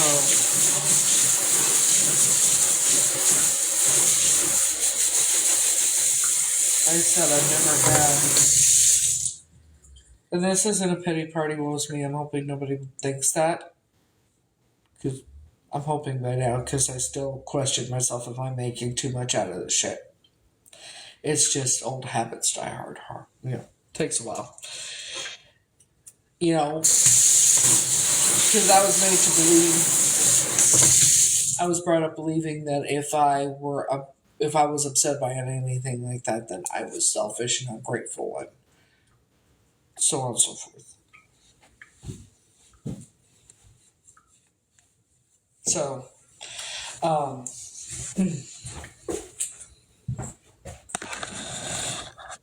that's why I really don't celebrate, and birthdays are just another day, and holidays are just another day for me. It's always been like that. I learned not to get excited and that kind of thing. I knew better. Because why would I get excited only when I knew I was going to be disappointed and hurt if I did?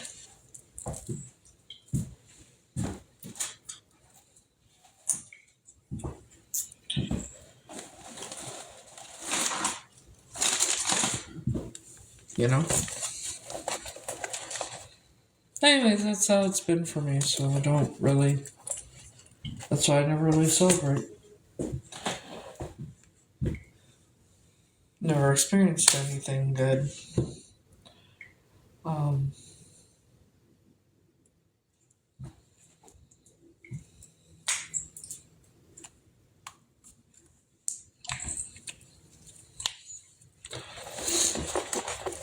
Hold that thought. Hold that thought. Get my stuff ready to go. Or when they pick me up that way, I'm not, they're not waiting for me to decide to take off,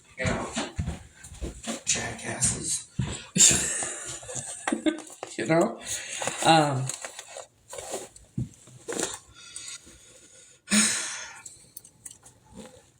I would love that. I really would. I would be the happiest woman in the universe, I'll tell you what. If that happens. I wouldn't fucking know how to. I don't think I would know what to do or how to react.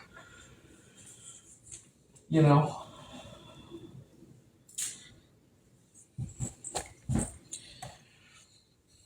I'd be questioning, is this real? Waiting for the other shooter. And I know that's stupid because I know he would never do anything to hurt me, but just not used to that kind of thing. So,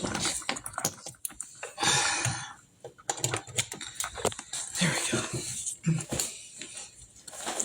Now, let's go to the other room.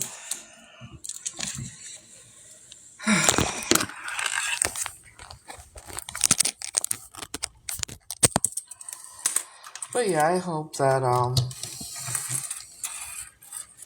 hopefully, you know, be the happiest woman in the world, like I said.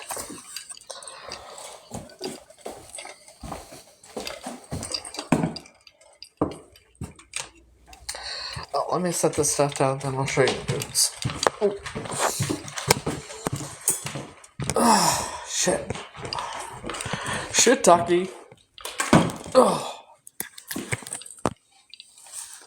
Alright. Bitch.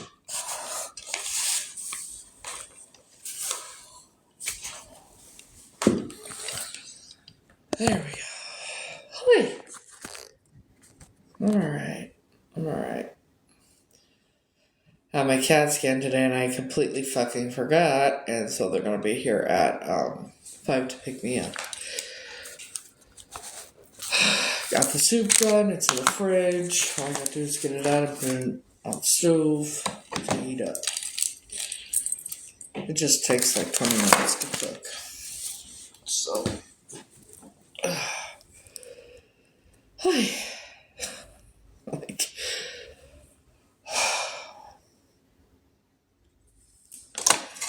things that make you worry out. I'm alright. Tanya Anderton was on my live, on my main account last night.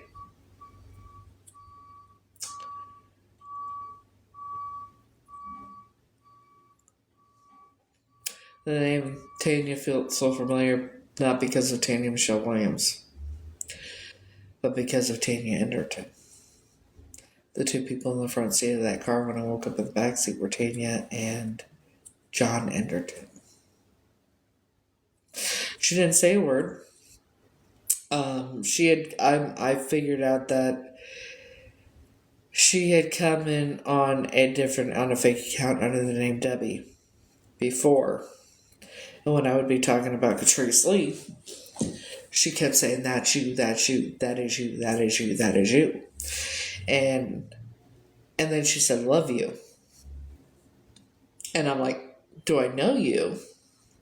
And she said, no, that she had her son on August 2nd, 1980. But I'm willing to bet that son was actually Sue's son, who they had dressed as a girl. And she eventually said that her daughter, before I blocked that account, she said her daughter was born March of 1983. Heather Anderton was born in March of 1983. I think that the reason that I'm pretty positive that they had me clearly for a while, and I believe that I don't believe she ever hurt me. I believe she tried to stop them from hurting me. She became attached to me, and that's why, because she went along with it because he was abusive, and knowing what they're about, she did what she had to do, but she didn't do anything to hurt me or any other child. But they made her believe that she did, or gaslit her into thinking that it was her fault for what they did. So, getting attached to me, and that's why I think she told Heather Enderton to speak up and tell me. And I think the reason that she said I was her sister is because Tanya Enderton loved me like a daughter. And still probably does. But I've said, and I've decided that if she does the right thing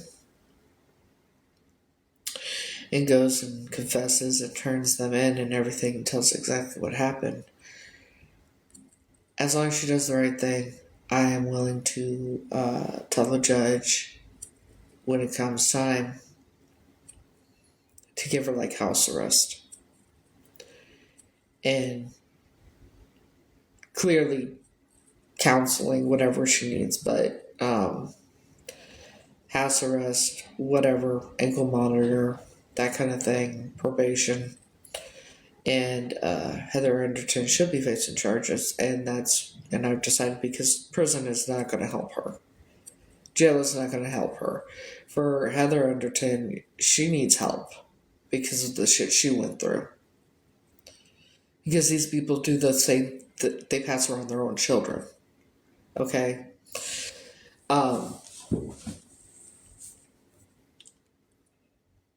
I think Tanya Enderton feels guilty for what happened to me. And I think she does want to talk to me clearly. And I think that's why I've said, if she does the right thing, the house arrest, that type of thing, but suggest to the judge that I'm okay with Heather. I don't think Heather should go to prison or jail or anything because it's not going to help her. I think Heather needs to go to a hospital for to get some help for her trauma and the things that they did to her too, and things like that. And I've also made and I will have a conversation. I'm willing to meet with Tanya Enderton and have a conversation and everything and talk to her. I'm not mad at her. I don't blame her. I don't hate anybody. And then I've also said that, and I've decided that any of them that were to do the right thing and confess and tell what happened and tell the truth, if they do the right thing, even Linda, I would ask the judge to have leniency on them and give them 5 years in prison and 5 years on house arrest on parole and have them put on the registry if they do the right thing. Because what's more important to me, because even 5 years in prison, that's going yeah. But I'm willing to do that in order for the truth to come out and for them to do the right thing and for me to be reunited with my family and that kind of thing. However, if they don't, I'm their only hope to getting leniency. Because if they don't, then for what they did, that's life in prison without parole. All of them will be facing life in prison without parole. So their only hope is to do the right thing. Because they have one option: do the right thing before I prove myself who I am. Because once that time comes and I do prove it, game over. They could go to prison for the rest of their lives or whatever's going to happen to them. But if they're not going to do the right thing, then they can rot for all I care. That's where I'm at with it. Like I said, I'm willing to ask the judge for 5 years for each in prison, 5 years on house arrest on an ankle monitor, and clearly there would be, they would have to some monetary payment for myself because of what they did. But they would have to go on the registry.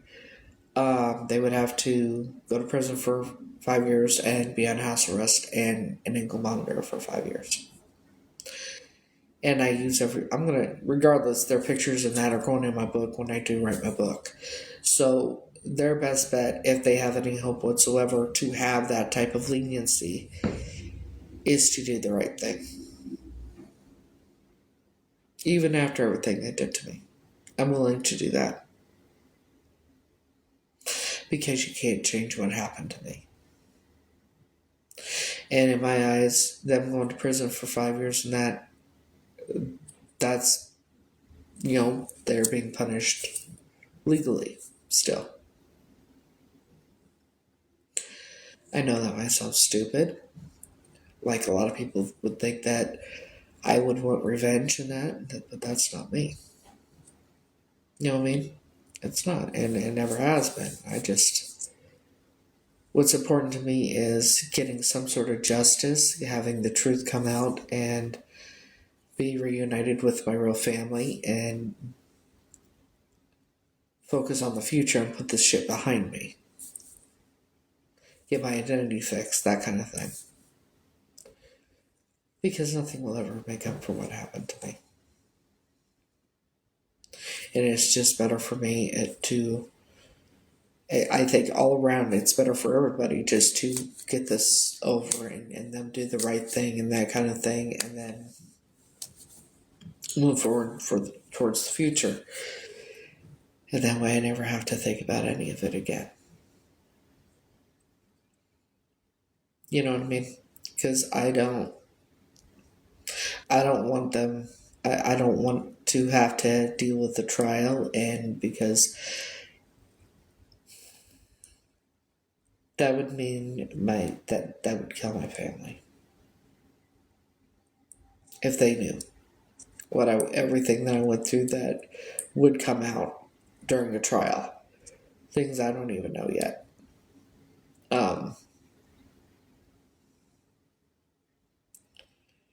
And they've suffered enough, and so have I. All I want to do is have my real identity and be reunited with my real family.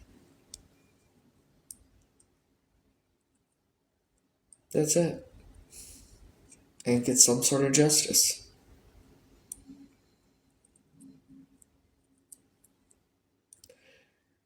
So yeah, I'm willing to give them leniency as much as only having them serve 5 years. Even after everything. Does that make me stupid? I don't think it does. I think it makes me compassionate. Because even after everything they fucking did to me, including Linda, I'm still willing to have compassion and ask the courts to find compassion and give them leniency if they did the right thing.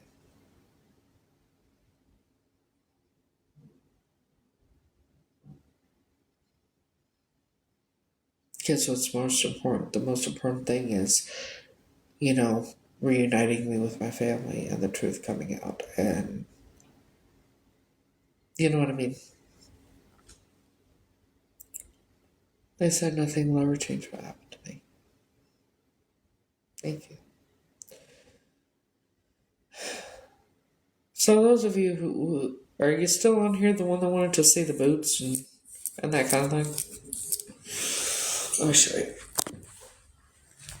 So yeah, I think they have sizes 6, 7, 8, 9. You just gotta look. So, let's see.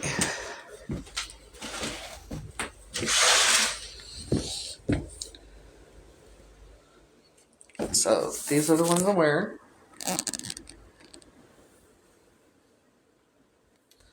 Then those are the snow boots. And then these are the other ones I got.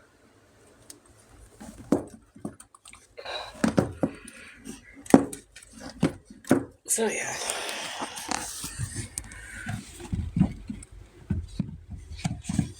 And then the black ones go right there.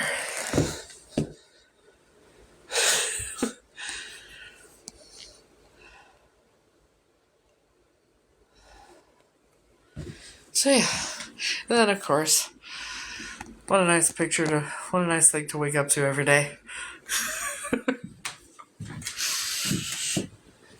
And this, that too. Anyways, had to show my most prized possession. Actually, my most prized possession is my blanket.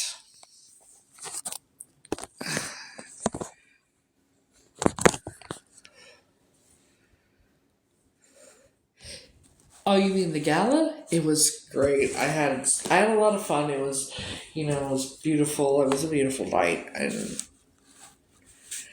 I always cherish them. And it was. But the thing is, I'm hoping it's not the last gala, because it might be. Because. But see, Wigs and Wishes is a real nonprofit organization. None of the staff get paid. It's all volunteer. So I'm hoping that I'm hoping that maybe if I start talking about it more and maybe posting about it, maybe people will start donating because like other organizations that grant wishes to children with cancer don't once in a lifetime. So if a child goes in remission, gets better, has had got the wish right, and then they end up getting cancer again, that's it. They don't get another wish. Wigs and Wishes doesn't do that. Wigs and Wishes grants wishes. It doesn't matter how many. Like if the child gets better, and then they'll continue. Yeah. And then Wigs for Women, and they help a lot of families in that too that are dealing with it. So, and they don't just have the gala. They do things for Halloween. They do things during the summer. They do Easter. They do Christmas.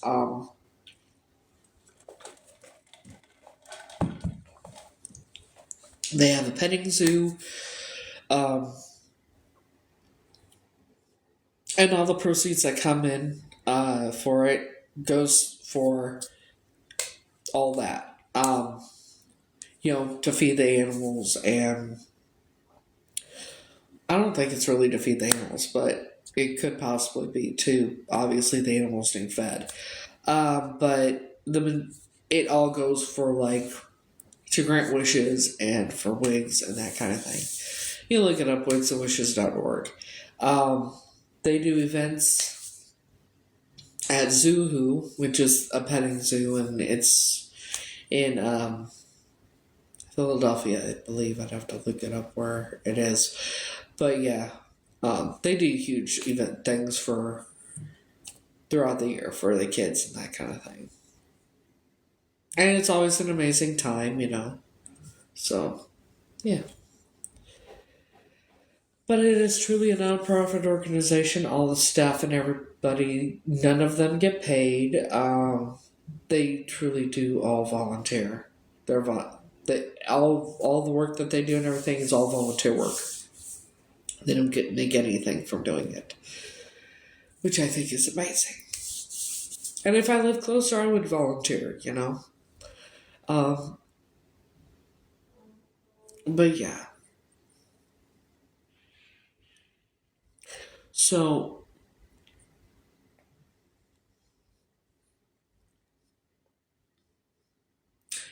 I am Catrice.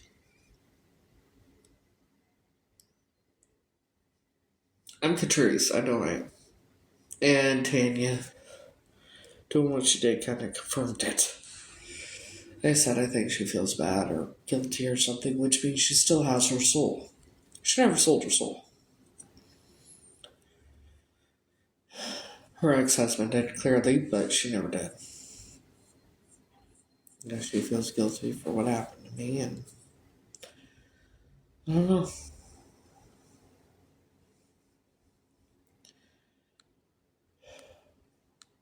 So it's been a bit of a roller coaster, clearly. Hell, I solved my own kidnapping and everything. You know?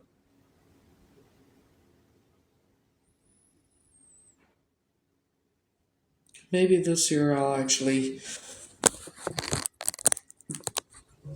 I don't know, maybe this year something good will happen for my birthday.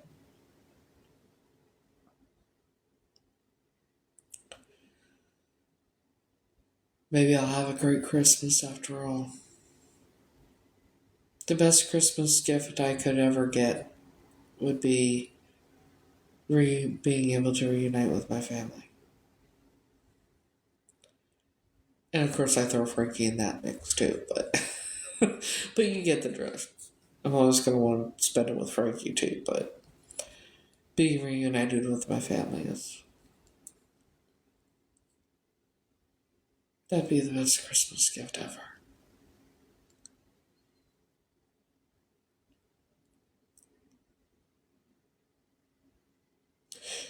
I'm trying not to cry because I'm tired of crying. You know, I'm tired of crying. Damn it, I'm tired. I was tired of crying. Tired of crying. I hope so too. My happily ever after. Here's how my happily ever after would look. The truth comes out. I reunite with my family. Frankie and I end up together.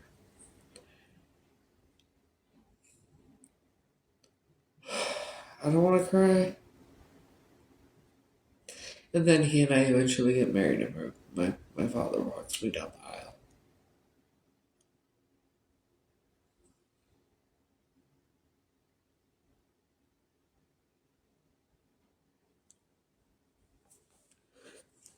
Damn it, I said I didn't want to fucking cry. Shit.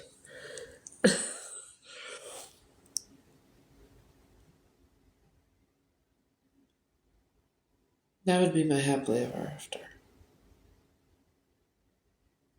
And then Frankie and I spend the rest of our lives together, being happy and having a happy, drama free, peaceful yet exciting, adventurous life. If that makes sense. It was alright. It was alright. Didn't really do anything. Now I gotta go have a CAT scan done. Which Mara will be here at 5. So, but yeah, this is actually prized possession. There's 9 pictures. And I had this made in 2021. And I've had it with me through everything.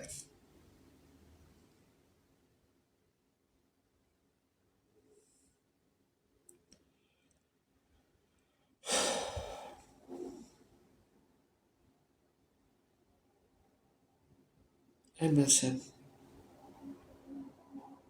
so much.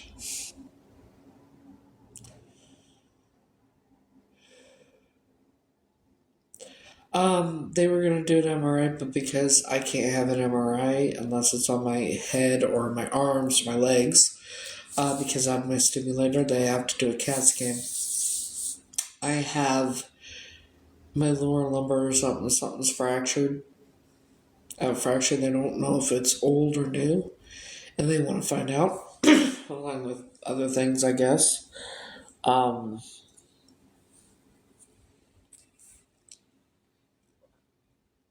So yeah, and then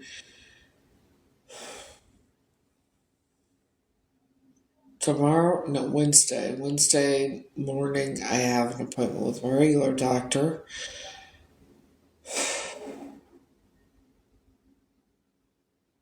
Which I'm a little nervous about, because refusing to give me my blood work results over the phone is a little nerve-wracking. He's insisting on seeing me to give me my blood work. Why?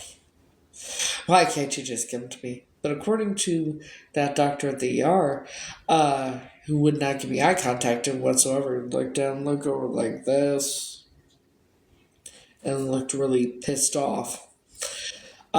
He kept going, like he was leaning on the rail of the bed. My head was at this end. He was like here. He got real loud to wake me up because what they gave me sedated me. So he's going like this, and he's telling me that there's nothing wrong. Everything was fine. But he kept looking like this. Yeah, and he never looked at me. That's not suspicious, is it? Especially after everything I know. Yeah, I don't trust doctors. DTA, don't trust anyone. It was IV Tylenol. They called it a migraine cocktail. Basically, IV Tylenol, Reglan, Benadryl, and Toradol, and it sedated me. And it's normal for that to happen. So the whole time I was in the ER, within 5 minutes, I was out. Not even 5 minutes, I was out. Like, never. Like, what's interesting is I'm capable of swallowing that kind of thing. So I don't. The whole thing with the IV Tylenol, that's like, I'm like, why would they? That shit's expensive, so usually they don't do that. If you can swallow and that kind of thing, usually they will do it, just give it to you orally and you take it, but this is the first. Evidently, because my head was hurting. I don't know. But yeah. They gave me a CAT scan on my head. Nothing. They did a chest x-ray. Now, chest x-ray, right? Now, you remember, I have old injuries that never healed properly. Doctors thought I had been in a physically abusive relationship. This doctor, who refused to look at me, said that my x-rays looked fine. Really.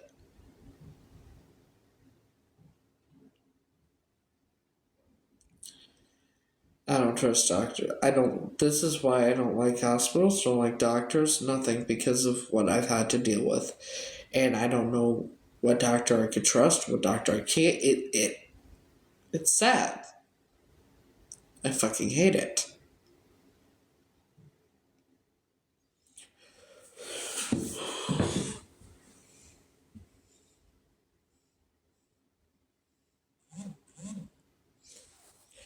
And what's weird is they said it was because of the Benadryl that would knock me out. But see, I've had Toradol before. I've had ibuprofen, or not ibuprofen. Of course, I've had ibuprofen before. I've had Toradol before. I've had Reglan before. I've had Benadryl through the IV before. I've had Tylenol in pill form. But I've never been sedated from all that. So I don't know. It was interesting. But hey, at least I got rest. You know? At least I got some rest.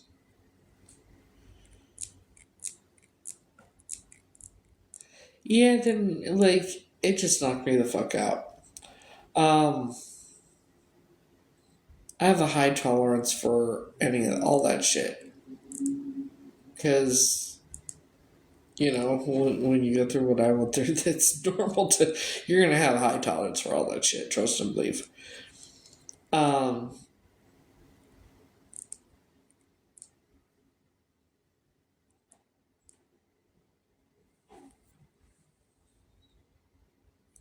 An evil puppet master grandfather has been pulling the strings? What grandfather?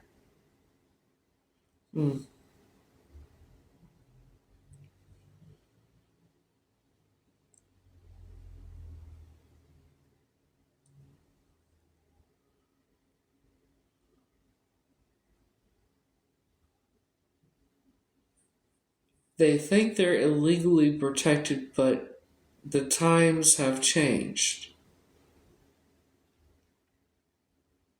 Let's listen to it, shall we? It's that one.